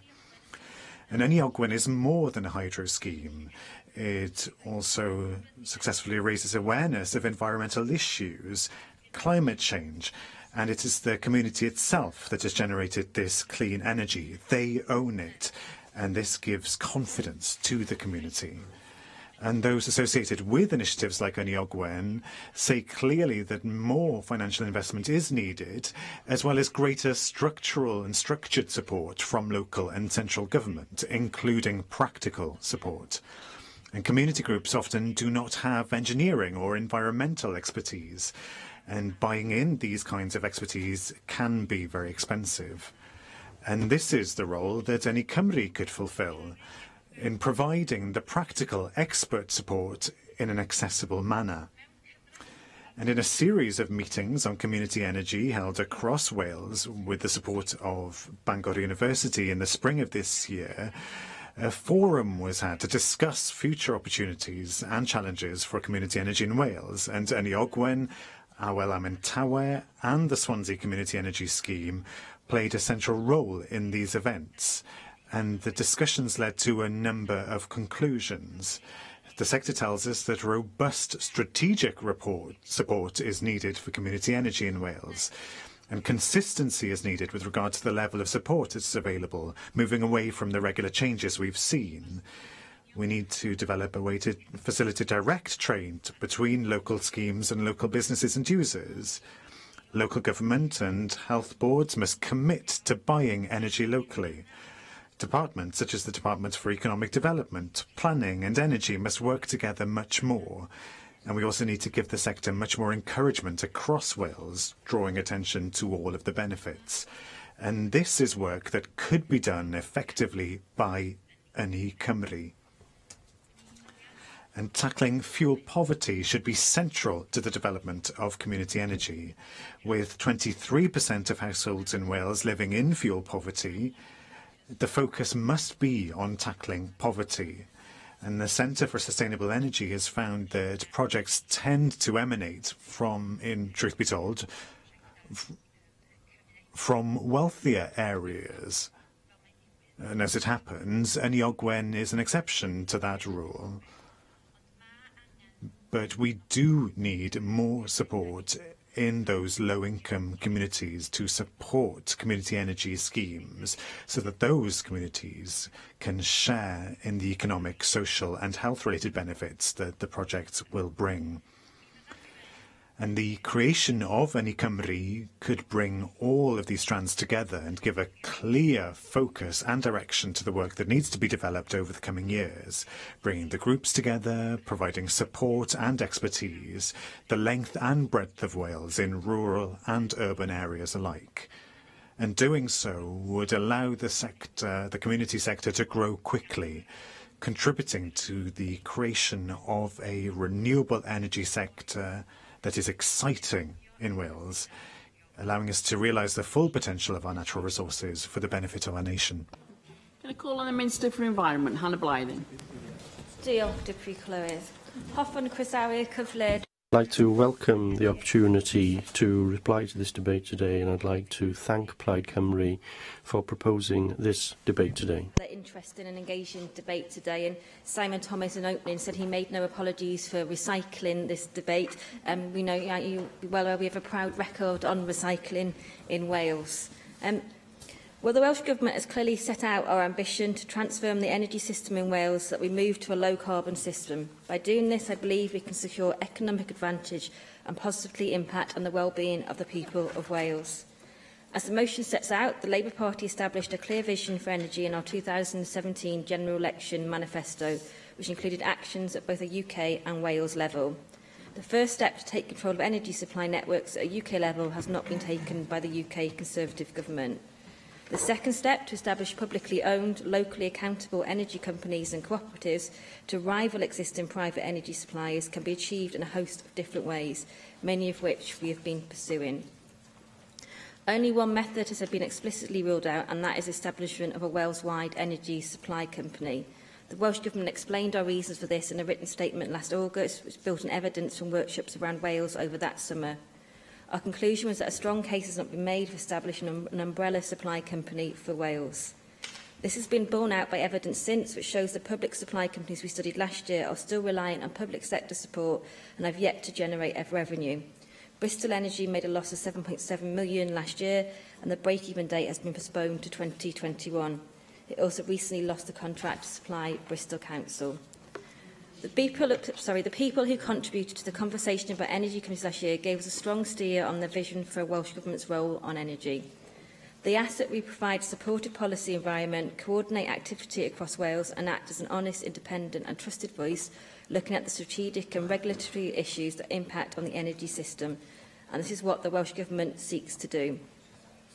Plaid Cymru's report, Ynni Cymru, sets out a vision of Wales reducing carbon emissions, harnessing natural resources sustainably and seizing opportunities in the low-carbon and circular economies. This vision is consistent with the Welsh Government's energy priorities, which were set out in November 2016, to use energy more efficiently, to generate more from renewables and to derive multiple benefits from the transition. And we have evidence that our approach is working. We have seen renewable generation in Wales go from 8% of the electricity we use in 2006 to 43% in 2016. In order that this can continue to increase, we continue to urge the UK Government to restore the support for new onshore wind and solar schemes. Excluding these proven lowest cost technologies from the energy market mechanisms is increasing the price of energy. And my colleague, the Cabinet Secretary Leslie Griffiths, recently met Claire Perry, Minister of State for Energy and Clean Growth, and reinforced our consistent ask that UK Government restore support to the most affordable renewable developments. Failure to do so is restricting our ability to decarbonise and driving up energy costs. Others today have referenced the current context in which we find ourselves in, with announcements with regards to Wilford Newydd and potential announcements with regard to the Tidal Lagoon. The First Minister welcomed the UK Government's announcement on Wilford Newydd. We will continue to build on the close working relationship established with Ynys Môn Council and other key regional stakeholders with the aim of securing a lasting legacy for Wales. And we know that tidal lagoons could also play a part in Wales's energy future, and members will be well aware that the First Minister wrote to Greg Clark this week offering to consider an equity or loan investment in the Swansea Bay Tidal Lagoon project if there is commitment from UK Government for an appropriate contract for difference. Welsh Government does not hold all of the levers needed to tackle low incomes and energy prices. This makes the eradication of fuel poverty a significant challenge. Once updated fuel poverty data is available towards the end of this year, we will involve stakeholders in developing future actions on tackling fuel poverty in Wales. Improving the energy efficiency of homes in Wales is the most sustainable way to reduce energy bills, reduce carbon emissions from our housing stock and improve the health and well-being of occupants. This in turn reduces the burden on our public services. Since 2011, we've invested over £240 million to improve the energy efficiency of over 45,000 homes of those on low incomes or live in the most economically disadvantaged and vulnerable areas of Wales. In this government term, we've committed to invest in £104 million to improve up to a further 25,000 homes. Our investment will also lever in up to 20... To ask if you could perhaps comment on some of the ideas that we've brought to you today. You know, I've listed one in Aberdeen, others have... Sean has listed one in Ogwen, Llyr has listed one in Wrexham. If you could give us an idea as to what you think of their potential, so that potentially we can look to trying to look at a national company when you think it may be more viable. I hear what you say about Bristol, but you know, looking at one example may not be a picture of how they all would operate. We could do something differently and better, perhaps. Yeah, clearly this is an ongoing discussion in terms of what works in Wales, and hopefully I can get onto some of that further in the response as well. So since 2011, Warm Homes Nest has provided impartial advice and support to over 98,000 households, whilst there's no direct evidence. It's likely this advice has helped increase supply of switching, which was low in Wales, to a position where 19% of our residents have recently switched, compared to 18% in England. Our Green Growth Wales service is built on previous success in the last year. The service has provided technical, commercial and procurement support to the public sector to deliver a range of energy efficiency and renewable energy products. The investment committed in the last financial year alone, however, was over £28 million, demonstrating the benefits of our long-term approach to capacity building. Projects supported included a range of street lighting projects, including a commitment of £1.5 million in a Flintshire project and another £3.3 million. Sorry to interrupt, and I'm grateful to you for taking an intervention, but similar to Bethan Jenkins, I realise that you have a speech to go through, but what do you think? How far do you think Wales could go in terms of pushing the agenda on building a new energy future and being innovative in doing so? May I thank the member for his intervention. I've put out probably the understudy today. Look, what I said at the outset of the debate, raises many interesting and innovative and creative ideas, and I think it's for all of us to take that debate forward and see how Wales can lead the way in terms of how we approach renewable energy and energy sources in the future.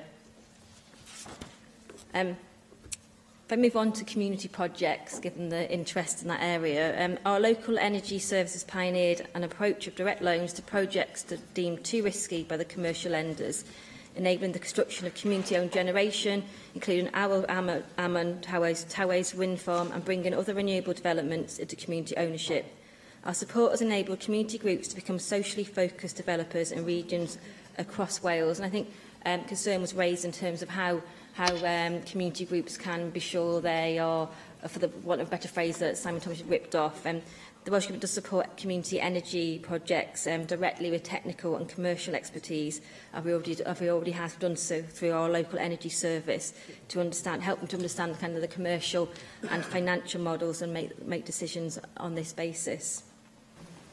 Indeed, Sian Gwentley mentioned 3 community projects and her contribution, all of which I understand have had Welsh Government support. My colleague, the Cabinet Secretary for Energy, Planning and Rural Affairs, has set a target for 70% of the electricity consumed in Wales from renewable sources by 2030. She also set a target for 1 gigawatt of renewable electricity capacity in Wales to be locally owned by 2030, and an expectation for all new renewable energy projects coming forward from 2020 to have an element of local ownership. We believe that local ownership retains benefit locally. We recently undertook a call for evidence to underpin this position and better understand what is needed to help people in Wales to become more energy independent. We will be publishing the responses this summer. I'm aware I'm running out of time now, so I will quickly round up, but it will be no surprise to the members on the benches opposite that we're working with Plaid Cymru on the Energy Atlas, and we think this will be core to delivering the right energy future for Wales, providing evidence and insight to support local decision makers to get on and make things happen. We believe that our focus on support for innovation and local action is the right way to position Wales for a prosperous energy future. Thank you. Can I now call on Simon Thomas to reply to the debate? Thank you, Deputy Presiding Officer. If I can respond very briefly to the debate. And first of all, just put on record that I mentioned the Tidal Lagoon. I am a community shareholder in the Tidal Lagoon, like many other people have been. It's not a declarable interest, I have to say. It's not that big. But it does show that hundreds of people in the area have put their own money where the Westminster Government is not prepared to go. We believe in Wales. We believe in our natural resources. We believe this can work. We believe this technology will be there for hundreds of years to come, and we should utilise it. And I very much hope that the Westminster Government ultimately will, yes, respond to the offer from this government and also respond to the widespread support for the Tidal Lagoon in Wales. And I thank everyone who took part in the debate, particularly those who supported me. Also, just emphasise how important I think Bethan and Sian's examples of community investment, community ideas, and the Aberdeen example is an excellent way of showing how this can be knitted together. Both Llyr and Mick Anthony have talked about the fact that this is, in effect, big business. A lot of money in energy, and that profit is going elsewhere. It's not coming to me, no. That profit at the moment... Ironically, that profit is often taken by other governments who invested in Wales and not our own communities. So, I mean, it's the same for the Arriva trains and other things as well, of course. So we do need a better approach to this. And that's why I can't agree with, of course, David Melding's position. I understand where he comes from, but his Conservative government has been nationalising rail left, right and centre, or at least east, west and middle. Really, the ideology has to crumble away when you're faced with the reality. What we have in energy, let's just step away from slightly ideological positions here, where you need some kind of private rigour there to ensure that efficiency is driven through the process.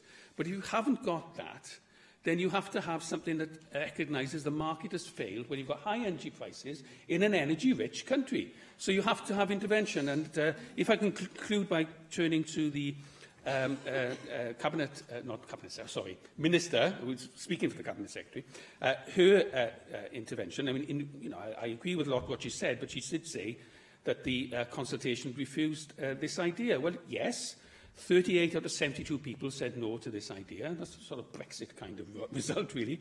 But very importantly, what did the consultation also say was missing? What it said was missing is collective market failures, e.g. running schemes to tackle fuel poverty, encourage renewable generation, close the gaps between local production and local consumption, and the Ogwen model, continue to prioritise demand reduction, including through better energy efficiency and behaviour change, and ensure the energy system and transition works for the citizens of Wales and in line with the principles of the Wellbeing of Future Generations Act. Some of these objectives could be advanced by an all-Wales energy services company, but maybe not by an energy supply company. In the light of the fact of what the Minister said, are these things actually been doing, and doesn't she actually think we do need some national strategy to achieve this? Okay, thank you. The proposal is to agree the motion without amendment. Does any member object? Thank you. Therefore, we defer voting on this item until voting time. Item 7 is the UKIP party debate on university finance. And I call on Michelle Brown to move the motion. Michelle. Thank you, Deputy Presiding Officer. I'm pleased to move this motion on behalf of UKIP. Many students in Wales are being sold a pub. It may be unpleasant to say it, but it's a fact, and there is plenty of independent research to prove it. Sixth form students are fed out-of-date figures about the higher earnings achieved by graduates to entice them onto degree courses. Accurate figures about how much more they could earn in their chosen career if they graduate are often not available. Just a meaningless average across the entire spectrum of occupations and professions. The student loan system is costing the taxpayer far more than expected because graduate earnings are nowhere near where the calculations suggested they would be. This is not just because of the economic downturn, but also because many lower starting salary occupations that were once perfectly well served by diplomas have now had their requisite qualifications turned into degree courses. Labour, in their amendment, are trying to turn this into an argument about access to university courses. That's a total red herring. This is not about inclusivity, diversity or access. This is about what happens to those who undertake degree courses. It's about making sure that we are actually treating these undergraduates and graduates fairly and not misleading them by giving them false hopes. Last year, student loan debt rose to more than £100 billion for the first time. And Student Loans Company says that the majority of graduates will never pay off their whole student loan debt before it's wiped off 30 years after their graduation. That's a very big figure, £100 billion. And a senior economist at NatWest said student debt was rising at a faster pace than any other form of debt, and eclipsed credit card debt of £68 billion. The senior economist at NatWest said, "These latest figures show student debt is becoming a greater priority with every passing year. Student debt is the fastest growing type of borrowing and is rapidly becoming economically significant." He predicts that over the longer term, student loan debt is likely to double to £200 billion in 6 years. We often compare ourselves with countries that we see as being less generous than ourselves. We see that people often compare our NHS to the cost of healthcare in the USA, and we assume those countries have a less inclusive higher education system than us. Yet the average student debt in the US is £27,000. Compared with the UK student's average debt of more than £32,000. So even if the argument is about accessibility, it fails from the outset when we have a higher education system that's less accessible than America's because of the higher debt those students are going to be incurring. Clearly, saddling graduates with a debt that a majority will never be able to pay off is going to have a detrimental effect on their purchasing power and decisions they will make about pensions, investments and buying a house. The current system, where practically everyone is encouraged onto a debt-laden university path, even for occupations with lower incomes than those traditionally associated with graduates, is a ticking time bomb for the economy, let alone the individual who will find their personal budget adversely impacted for life. The Tory amendment talks about tackling the brain drain from Wales, and yeah, I'm not doubting that there is a problem with a brain drain. But the primary cause of that brain drain is the lack of appropriate jobs in Wales. So it's a little bit off the point, a little bit of a red herring, if I may say so. Whilst I can agree in principle with Diamond's recommendation, incentivising graduates to stay in Wales is largely pointless if they can't find a suitable job in Wales, so Plaid's amendment is a bit of a red herring too. Alistair Jarvis, Chief Executive of Universities UK, has claimed that, and I quote, "Somebody who goes to university will earn on average about £10,000 a year, more than somebody who hasn't got a degree." End of quote. But less than a year ago, the BBC reported figures from the ONS revealing that where it comes to a graduate aged between 21 and 30, the earnings gap is a little less at £6,000. And a 2014 survey showed that 1 in 4 graduates was only earning £20,000 a decade after graduating, when the average salary for all workers, graduates and non-degree holders was £26,500. It's clearly unacceptable that a quarter of graduates also earned only £11,500 in the first year after completing their degree, and only £16,500 after 3 years.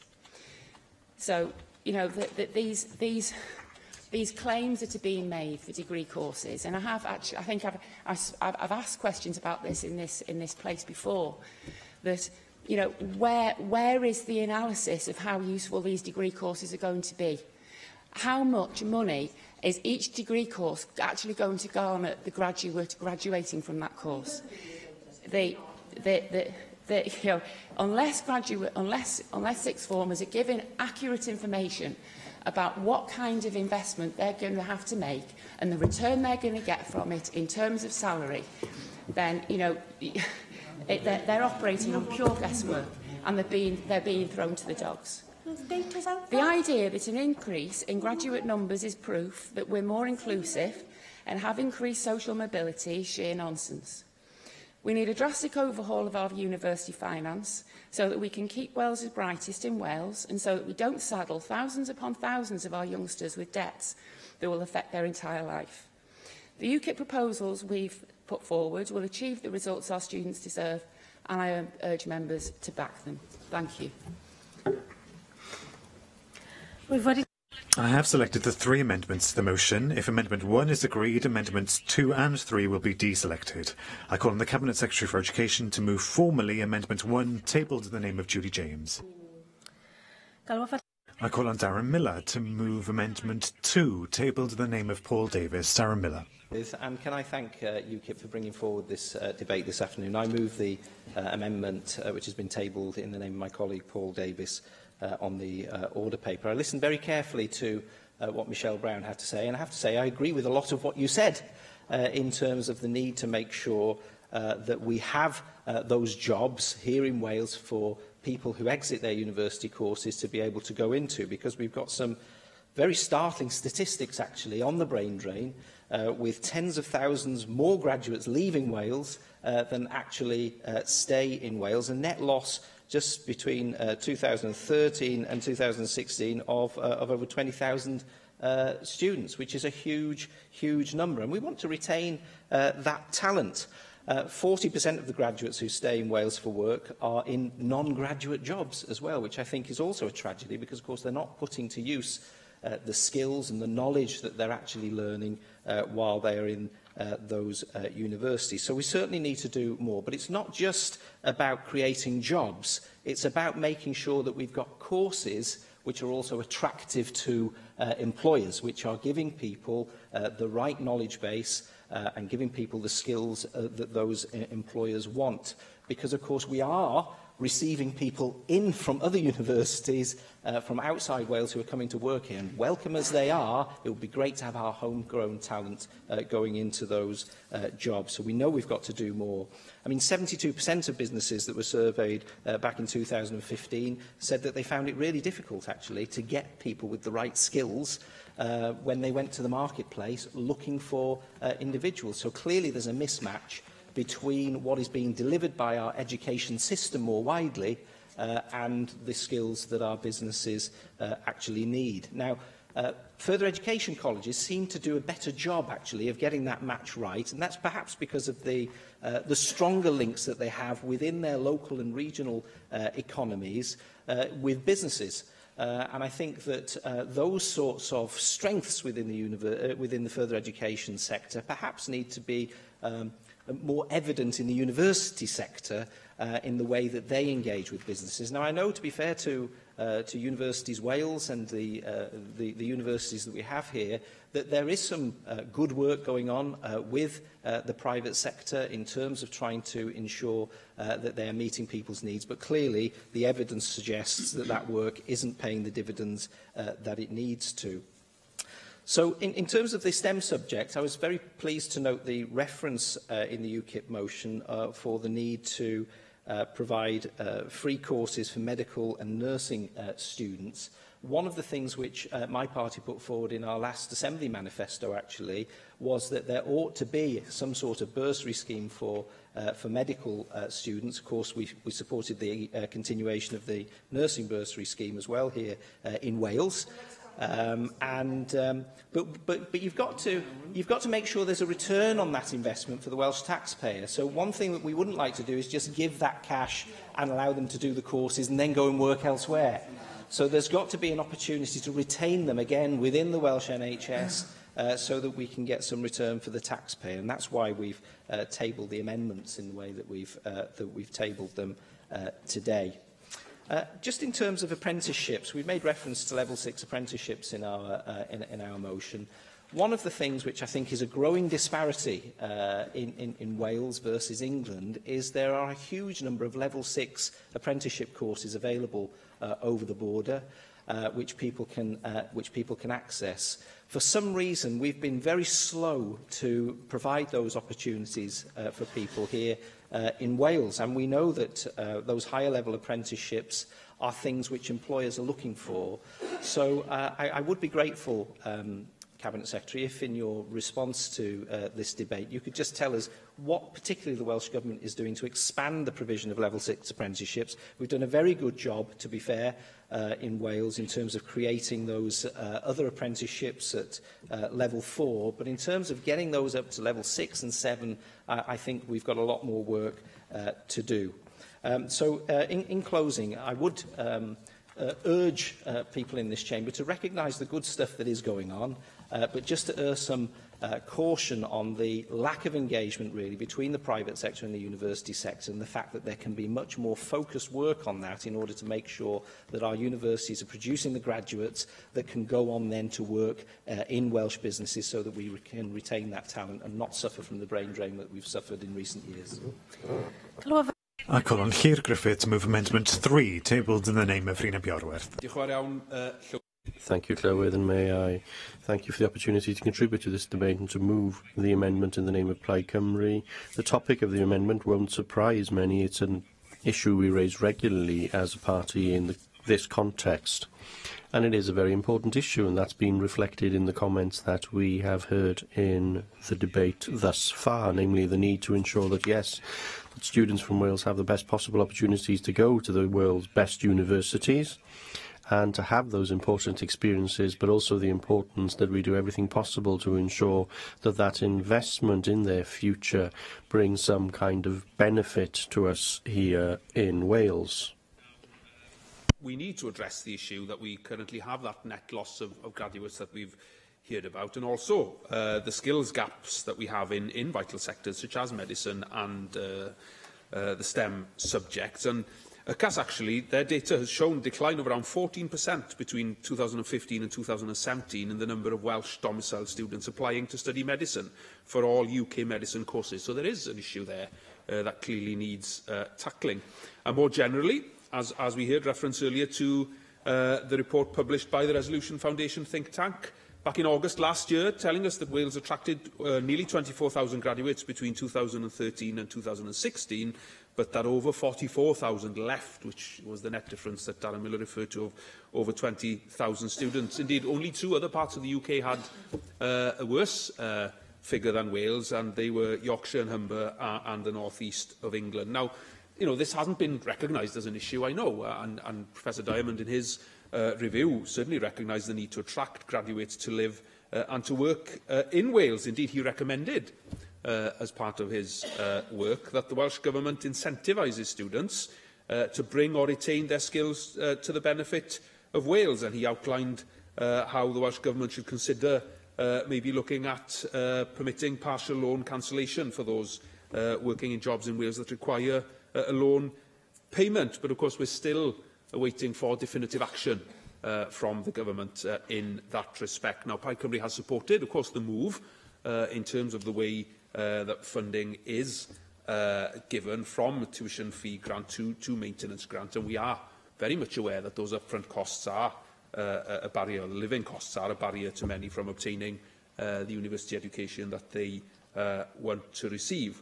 But we have to tackle the loss of vital skills and knowledge within the Welsh economy as we see young people leaving to study elsewhere and not, of course, very often returning to Wales. Now, dwi eisiau cydnabod bod Now, I want to recognise that the government, to a certain extent, has accepted the principle that action is needed in this area, because we can see what's happening in the context of the funding of master's degrees over the next year. From what I understand, the government will provide £3,000 to students from Wales to study in Wales.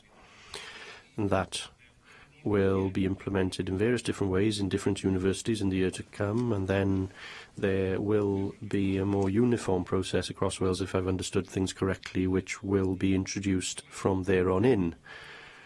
But of course we then need to see, if we accept that principle, we do need to ensure that we learn lessons and identify from the data what impact that kind of incentive has on decisions made by that particular cohort. And I would like to hear how the Welsh Government will measure the impact of this assessment on the decisions taken by these students in terms of where they study their masters. And then that might strengthen the argument in extending it to a broader cohort in the undergraduate sector. And of course that is something that Diamond mentioned, as I've already mentioned earlier. Diamond, who's been highlighting some of these issues, in terms of targeting specific skills gaps, the evaluation of the SERA network suggested that, and I quote, the historical downward trend in the number of Welsh domiciled applicants studying for medicine would suggest that there may be a need for targeted intervention to support students applying for specific competitive university degree places, and that evaluation recommended that consideration be given to agreeing a definitive list annually of universities, departments and courses to be included in the SERA network, which could include all medicine, dentistry and veterinary courses. Now, targeting young people for these particular courses, of course, is important, but doing so in conjunction with the kinds of incentives that Diamond and others have been talking about is something that I think we need to pursue. And that, of course, would as well strengthen our higher education institutions, of course, in that it would ensure a greater number of students within their establishments. And the more students we can encourage to stay in Wales, then clearly not only does that benefit the HE sector, but it benefits the Welsh economy as well. Caroline Jones. According to the CIPD, nearly a third of all graduates and two-thirds of those studying law end up in jobs paying less than £20,000 a year. And while graduates are less likely to be unemployed, many end up working in sectors where their degree is irrelevant. We have to ensure that the costs associated with achieving a degree do not outweigh the benefits of studying an extra year or so. We also have to ensure that the supply of university courses match the demand of the job market. Of course, young people should be free to study whatever they wish, but they should be equipped with all the facts, which is why we are calling for HEFCU to review degree courses for expected earnings and to publish the results. Prospective students should be equipped with all the facts to enable them to make fully informed choices. We should also utilise student finance to incentivise young people to study for degrees in shortage subjects. Wales has a massive shortage of GPs, nurses, radiographers and endoscopists, yet we are not doing enough to encourage more young people into these fields.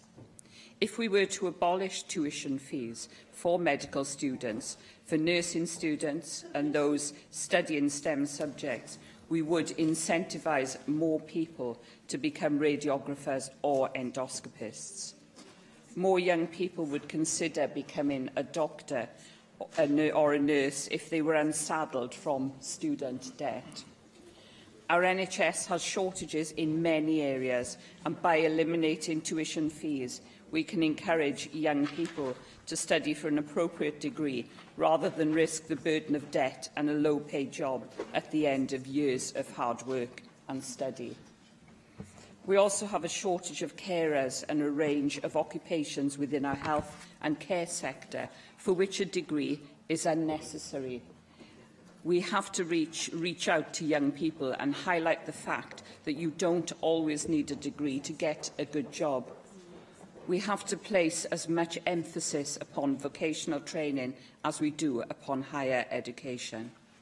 Our education system is supposed to equip young people with the skills to enter the labour market.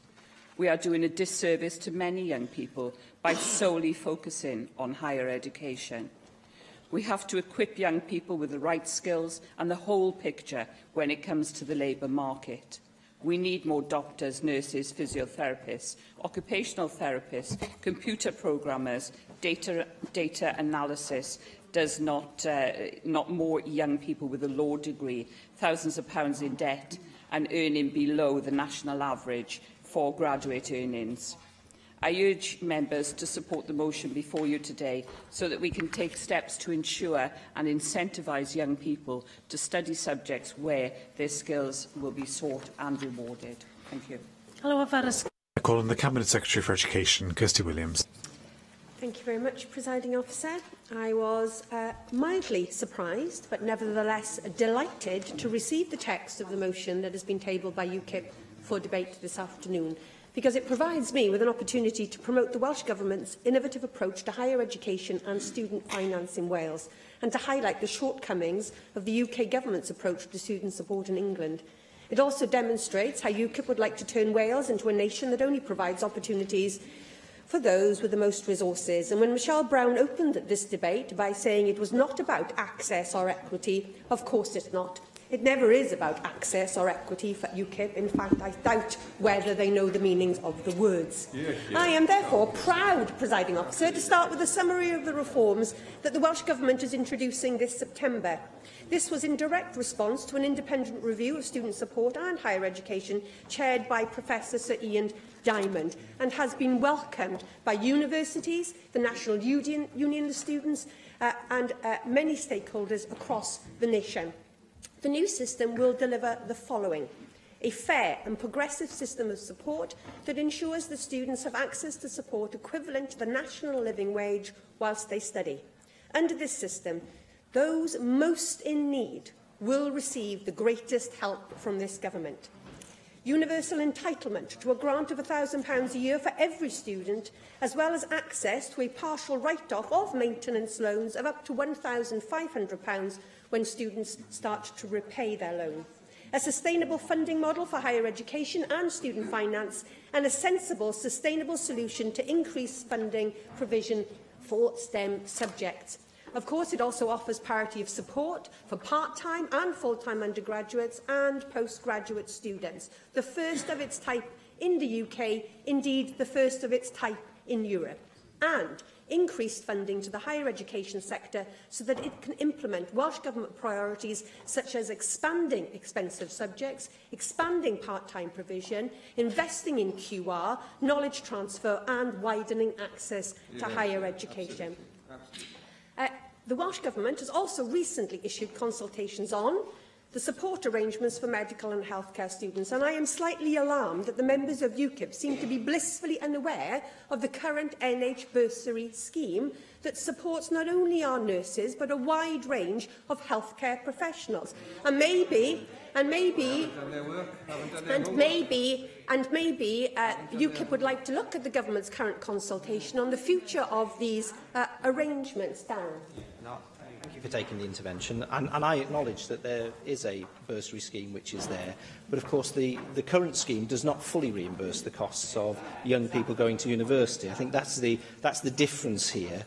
And I would urge you, as a government, to look at the opportunity for full reimbursement of the costs of tuition and the cost of any additional costs of young people going to university in return for a training contract. And I think that's the thing. We have to have this reinvestment back in the health service in return. Well, of course, those signing up to receive a Welsh NHS government bursary do indeed sign up to a commitment to work in the Welsh NHS, and I am looking to expand that, for instance, with regards to training places for educational psychologists, which we fund. And I would point out, Darren, I'm not about to take any lectures from a Conservative politician about nurse bursaries when we have seen the devastation of nurse education across the border because of your government's abolition of the nurse bursary system. Now, if I could make progress, presiding officer, if I could make some progress.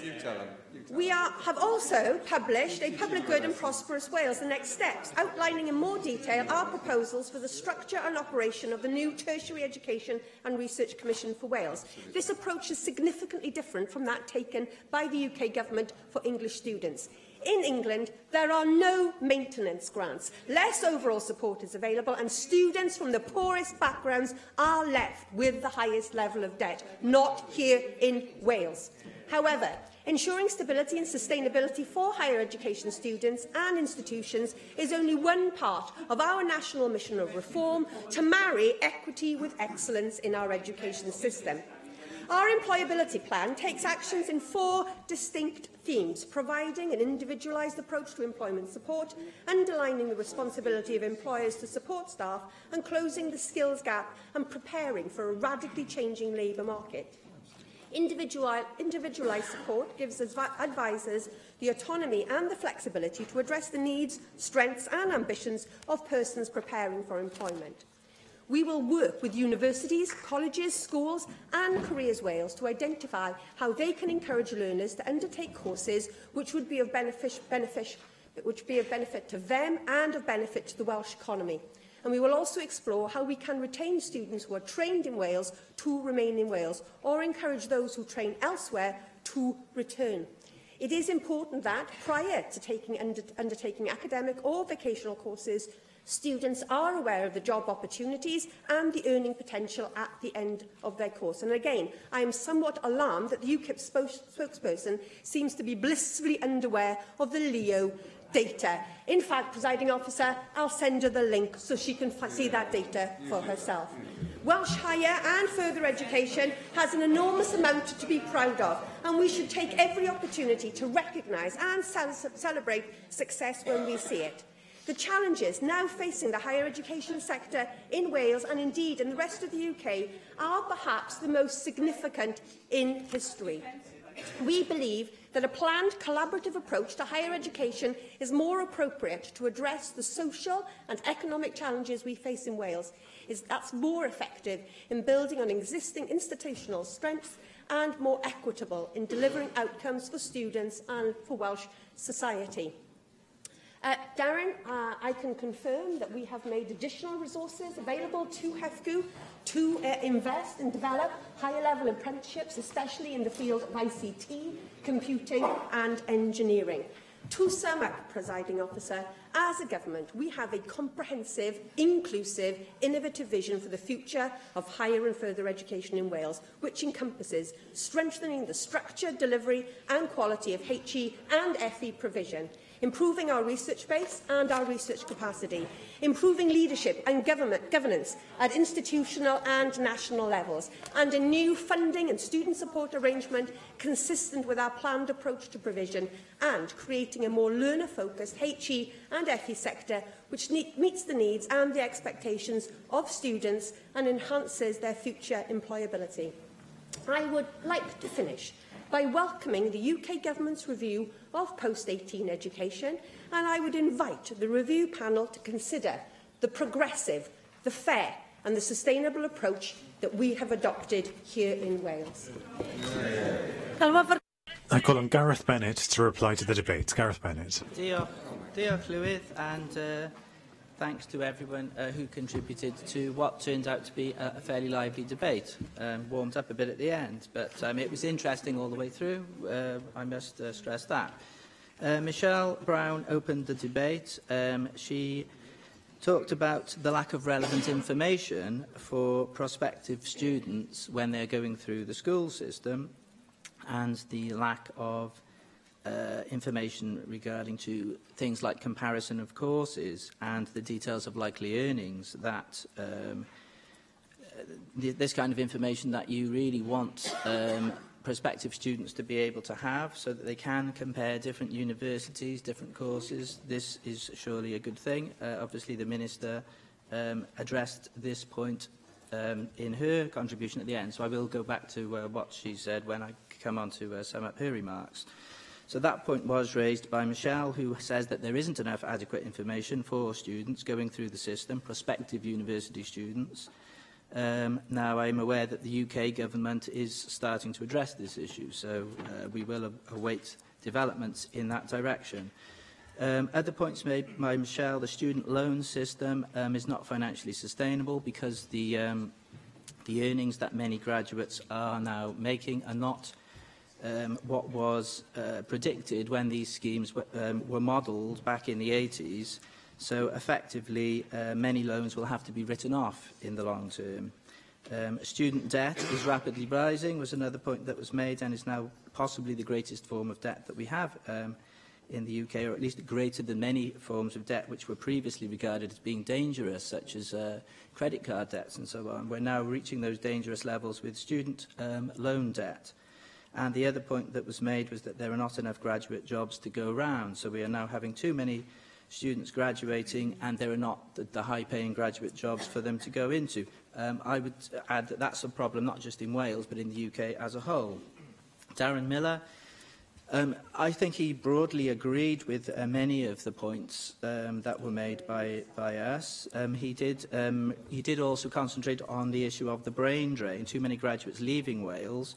But of course that is also related, as I'm sure he made this link consciously, because of the lack of decent graduate jobs in Wales, because he cited the statistics that 40% of those that who remain, 40% of Welsh graduates who remain here, are ending up in non-graduate jobs, leading to an unfortunate term which we have today, he didn't mention the term, of GINGO, graduates in non-graduate occupations. Darren made another good point. He emphasised the roles of FE colleges in their interaction with businesses, because they have better links traditionally with the private sector. So that is an important point. Bursaries for nurses were cited as a manifesto commitment that the Conservatives made in the past. And also the need was made for high-level apprenticeships in Wales, which we agree with. That's not in our points, but we do agree with that. Thea Griffith for Plaid Cymru acknowledged that the issue was indeed pwysig iawn, very important.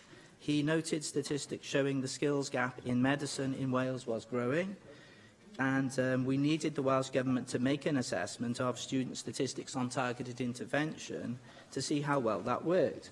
That could include things like dentistry and veterinary courses for extra funding for students.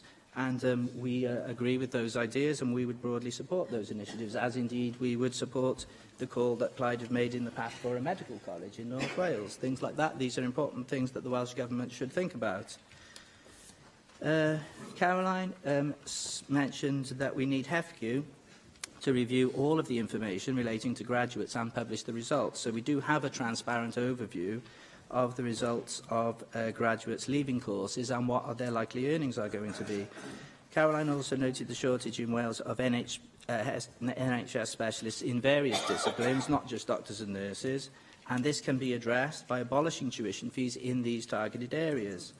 There's also the need to encourage young people again into vocational education, and two phrases which two issues that sprung to mind from Caroline's contribution: the phrase parity of esteem, which I know the Minister has used and other ministers have used it recently. So that needs to be something meaningful, not just a word form. And I think we need to perhaps review the careers advice that school pupils are given as they go through the system, and we perhaps need careers officers to interact more with the FE colleges and the vocational side, so we do have school students directed in those channels rather than always being directed towards universities. Now, the Government Minister, Kirsty Williams, she mounted a rebuttal of our proposals and cited that the government's policies were working. She cited the Diamond Report, and it's welcomed by the various stakeholders in the education establishment. But of course, many of the people in the education establishment like the idea of funneling more and more students into higher education, so that may have been an element that you missed. She also stressed the fact that the least affluent students will get the most help, but she does seem more focused on getting more students into higher education. The whole point of our debate today is that the expansion of higher education is not working. We've also had a slight. We've had a bit of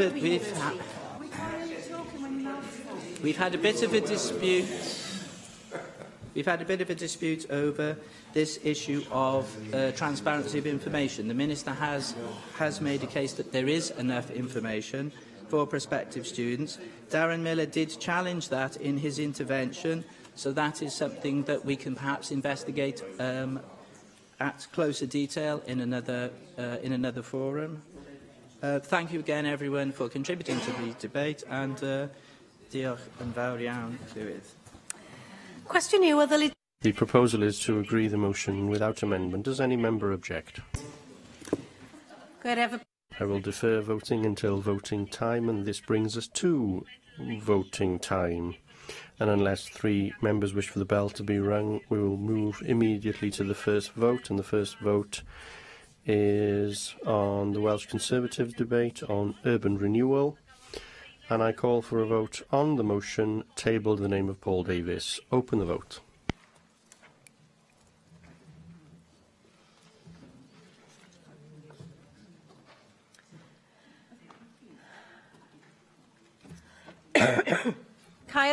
Close the vote.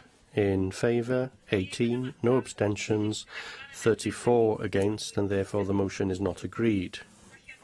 Amendment 1 is next, and if Amendment 1 is agreed, Amendment 2 will be deselected. I call for a vote on Amendment 1, tabled in the name of Julie James. Open the vote.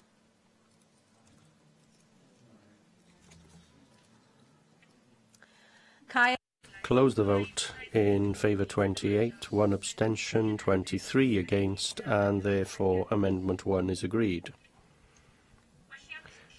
Amendment 3 is the next, therefore, and I call for a vote on Amendment 3, tabled in the name of Rhina Piorwerth.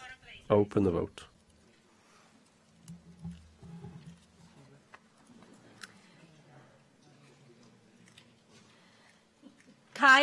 Close the vote. In favour 26, no abstentions, 26 against.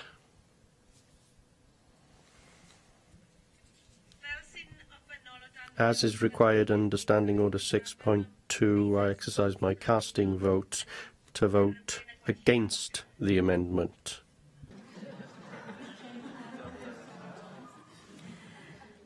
Ac felly, and therefore the amendment is not agreed. I now call for a vote on the motion as amended. Open the vote.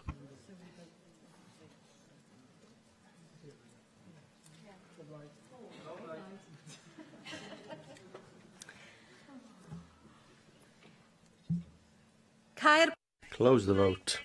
In favour 27, 12 abstentions, 13 against. Therefore, the motion as amended is agreed. The next vote is on the Plaid Cymru debate on establishing a publicly owned energy company. I call for a vote on the motion tabled in the name of Rhun ap Iorwerth. Open the vote.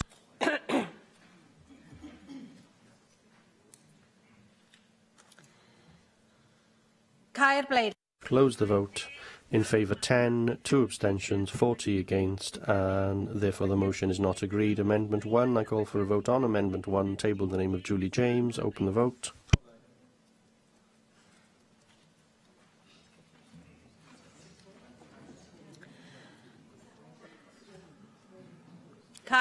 Close the vote. In favour 39, 2 abstentions, 11 against.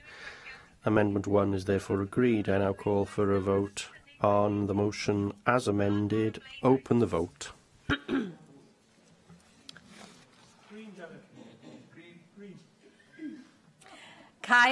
Close the vote. In favour 39, 4 abstentions, 9 against. The motion as amended is therefore agreed. The next vote is on the UKIP debate on university finance, and I call for a vote on the motion tabled in the name of Caroline Jones. Open the vote.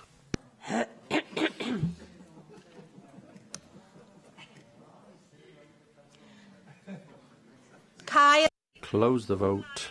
In favour 6, no abstentions, 46 against. Therefore, the motion is not agreed. Amendment 1, and if Amendment 1 is agreed, Amendments 2 and 3 will be deselected. I call for a vote on Amendment 1, tabled in the name of Julie James. Open the vote.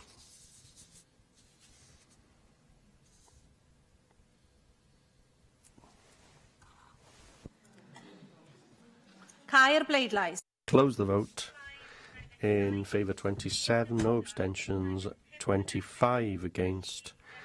Therefore, Amendment 1 is agreed.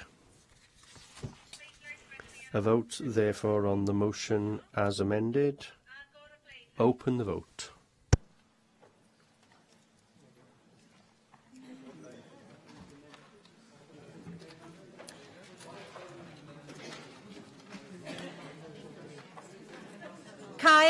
Close the vote. In favour 36, no abstentions, 16 against. Therefore, the motion as amended is agreed.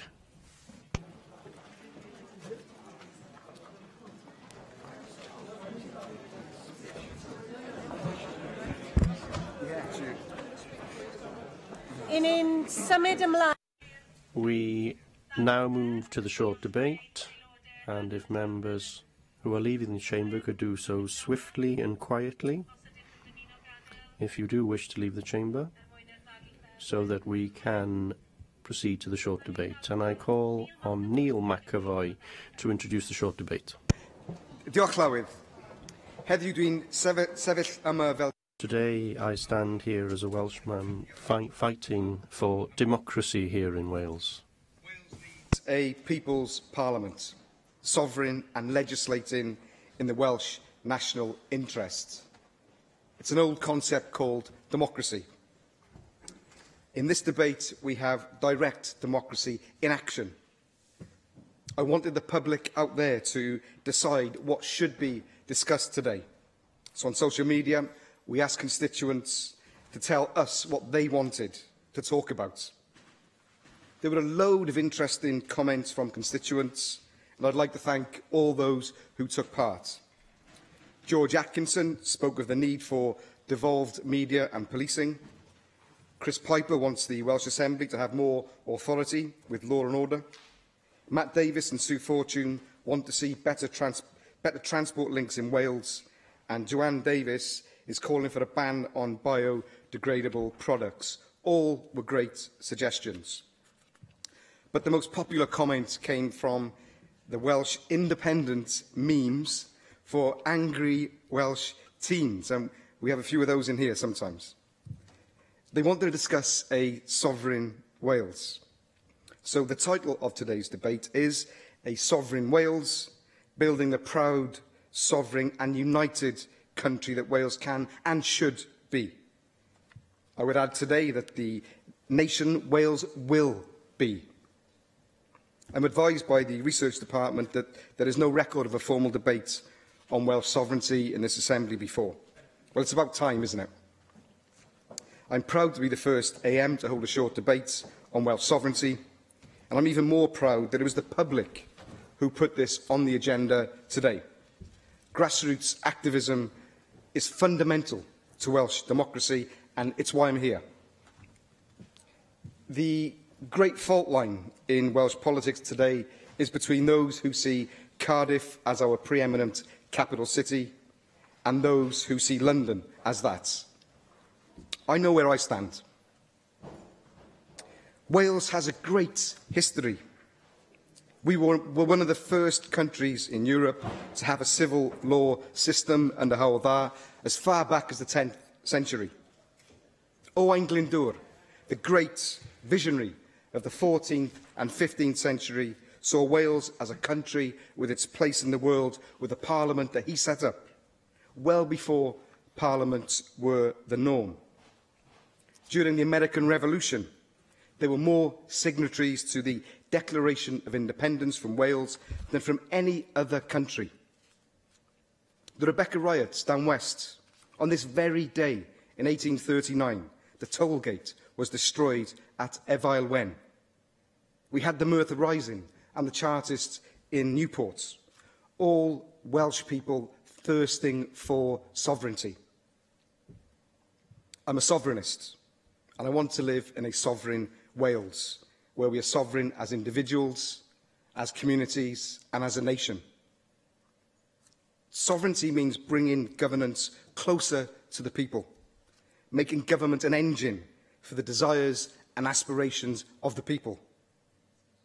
Good government, a good democracy, is a way to channel the ideas and energy of us all, and it's not some aloof body which merely dictates to people. Everyone here owns a house.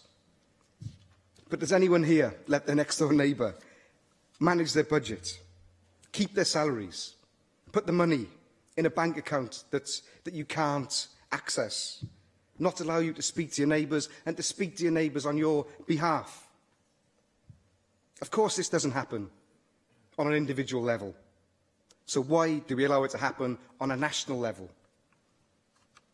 Wales can stand on its own 2 feet, but more than that, we have a duty and responsibility to govern our own country. There are 100 sovereign nations in the world smaller than Wales. 5 out of 10 of the wealthiest per capita countries in the world have a population less than Wales. All the wealthiest per capita countries in the world top 10 have populations under 6 million, and 7 countries in the European Union have a smaller population than us in Wales. In Wales, because our economy is bad, our young, talented and economically active people have to leave, and they're replaced by older, economically inactive people, because Wales is a cheaper, more beautiful place to retire. The best thing that we can do about this is to become wealthy. A sovereign Welsh Parliament here in Cardiff will enable Wales to become wealthy. Sovereignty is a process which has already begun. We must push on and assume more powers, challenging Westminster. A sovereign Wales could have fair taxation with a land value tax. We could legislate on radical, fair distribution of land. We could generate income on people coming into Wales with a tourist tax. A truly sovereign parliament could empower people to create businesses and make sure that business is easy and quick to do in Wales. A minimum income could be seriously considered. We could take care of need and not punish people for being poor. We're such an entrepreneurial people. The first £1 million deal on the planet was done in Cardiff, just a stone's throw from this assembly in the old coal exchange. In the past, when our children needed education, we were the first to set up schools. Griffith Jones and his famous circulating schools, which by 1761 had made Wales the most literate country in the world. Workers also established institutes across our nation with theatres and libraries and ways of helping each other. And who can forget the success in modern times of Tower Colliery. People coming together, working together, taking a chance and being successful. Now, Tower Colliery was doomed to closure until workers took it over as a cooperative and it made profit for years. No one is going to change Wales for us. We have to get together and do it ourselves. The post-Brexit scenario for farming in Wales looks bleak. A sovereign parliament could take a lead, making cannabis a new growth industry. There are so many medicinal uses for the plant, and it's an emerging industry in many parts of the world. A sovereign Wales could control our own natural resources and, crucially, derive income from them. I've had enough of seeing our natural resources being plundered and given away. Our water is taken away and sold back to us. Our houses are bought up en masse and rented back to us. It's a time for the circular economy of localism, with an end to neoliberalism and an end to austerity. Sovereign Estonia has just introduced free travel for everybody in that country. Why? Because 75% of the population voted for it. Sovereignty brings options. In Wales right now, we don't even have the power to ensure that our children can travel to school safely, because we're unable to legislate on putting seatbelts on service buses. A sovereign Wales would have an independent legal jurisdiction. And in a sovereign Wales, everyone would have a stake. Every citizen would have rights and responsibilities, with a radical equality for all. Every state in the USA has a constitution, so why not Wales? The criminal justice system can be based on fairness and rehabilitation. No super prisons, less inmates, but toughness when required. A sovereign Wales could have control over energy policy. We're already more than self-sufficient with electricity. We could invest in renewables, tidal lagoons, not nuclear, and we could export electricity, once again deriving a profit. A sovereign Welsh Parliament could usher in a green revolution with energy, clean energy, costing us pennies every month, instead of the small fortune that it does. And that would have a knock-on effect of making our businesses and industries more competitive. A sovereign Wales could reinvent and revive mining, but in a virtual sense, with the mining of digital currencies, making a profit in a new 21st century industry. Wales has so much potential. We're a strong and resilient nation, and the last 800 years have proved that. In these islands, we need to turn democracy on its head, bottom up instead of top down. We should enable sovereign parliaments in Wales, England and Scotland, with further democracy emerging through those parliaments. Democratic renewal from communities up, decentralist in nature. On certain matters, it would make sense for our nations to share sovereignty, but it would be for the people of those nations to decide. I'll finish with a story about a bus trip I went on in Iceland, where we were passing some mountains, and on the left I could see them, and the guide picked up a microphone and explained that in 1935 Iceland was the poorest country in Europe, and they were so poor back then that people lived in caves in the mountains that she was pointing at. But then she explained in 1944 Iceland became a sovereign country, breaking Danish domination. And she said that in Iceland then, they had a government making decisions in the interests of the people of Iceland, planning for Iceland and not Denmark. And she proudly stated that Iceland is now one of the wealthiest countries in the world per head of population. Now, nobody on that bus thought the woman was a nationalist, and she didn't claim to be. She was a normal woman, wanting the best for her family, for her community and her country, just like all of us do, who believe in sovereignty for Wales. Diolch yn fawr. I believe you've given a minute of your time to Llyr Griffith. Llyr Griffith. Yeah, diolch yn fawr. I'm grateful for the opportunity to contribute to this debate because I believe passionately that the foundations are there for a successful sovereign nation here in Wales. We've spent the best part of an hour this afternoon discussing how energy rich we are here in Wales. We export electricity. We generate twice as much as we use. Yet, of course, we end up paying more for our own electricity than others do in the UK. Likewise with water. We're a water-rich nation, but the water that we export ends up being cheaper for those that use Welsh water than we actually pay for it ourselves. We're a nation rich in food as well. Around 95% of the land surface of Wales is dedicated to food production. We have the climate to maximise that potential.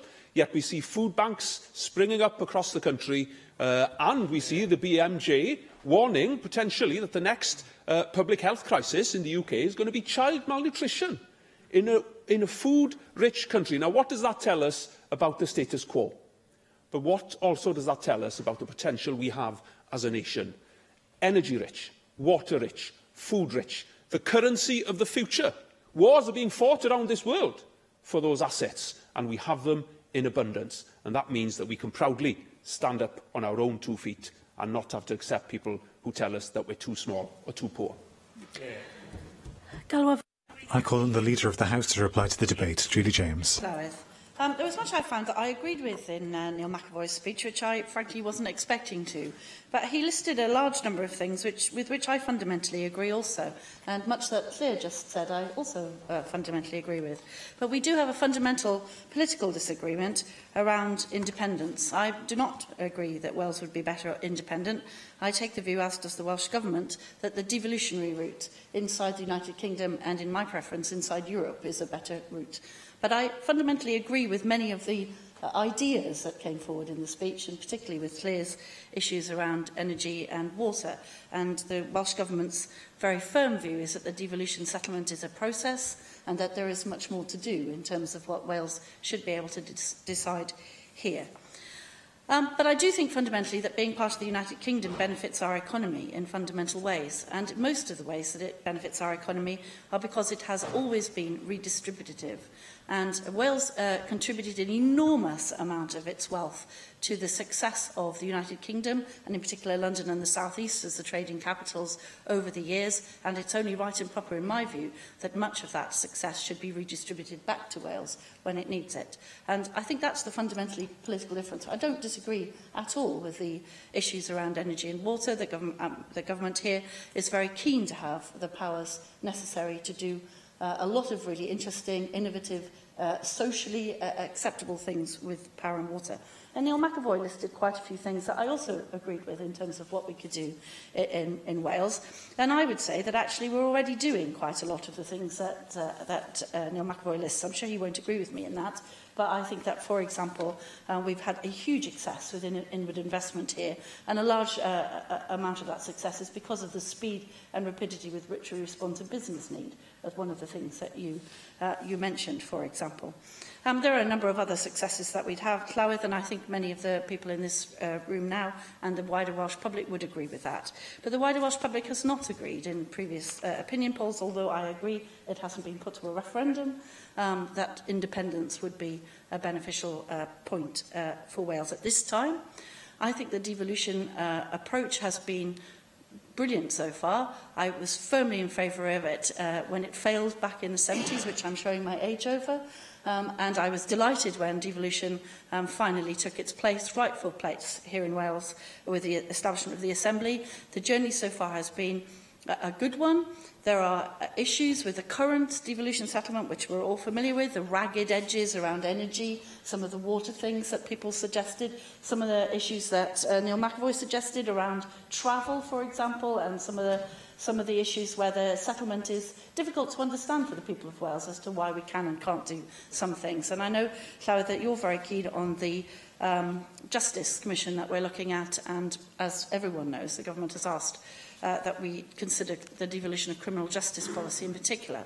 And I am particularly myself interested in that because what's been able to be done in Scotland around sentencing policy and rehabilitation of offenders is really interesting. So when you can come away from some of the sentencing policy the current UK Tory government has, which I think is highly inadvisable and all the evidence shows doesn't work, and come to a much more socially progressive system, you get a much better result for your people. And I'd very much like to see that devolved. But we do have successful things in terms of foreign policy as well. Our successful Wales for Africa programme, for more than a decade now, we've had strong reciprocal relationships with countries throughout sub-Saharan Africa. And the Welsh Government has supported and encouraged people to get involved with links and projects through our Wales for Africa programme. We are very keen to build on that success and not reject that achievement and start again. We continue to play a significant part in the Union of the United Kingdom, and we continue to be an active participant in the European Union of the future.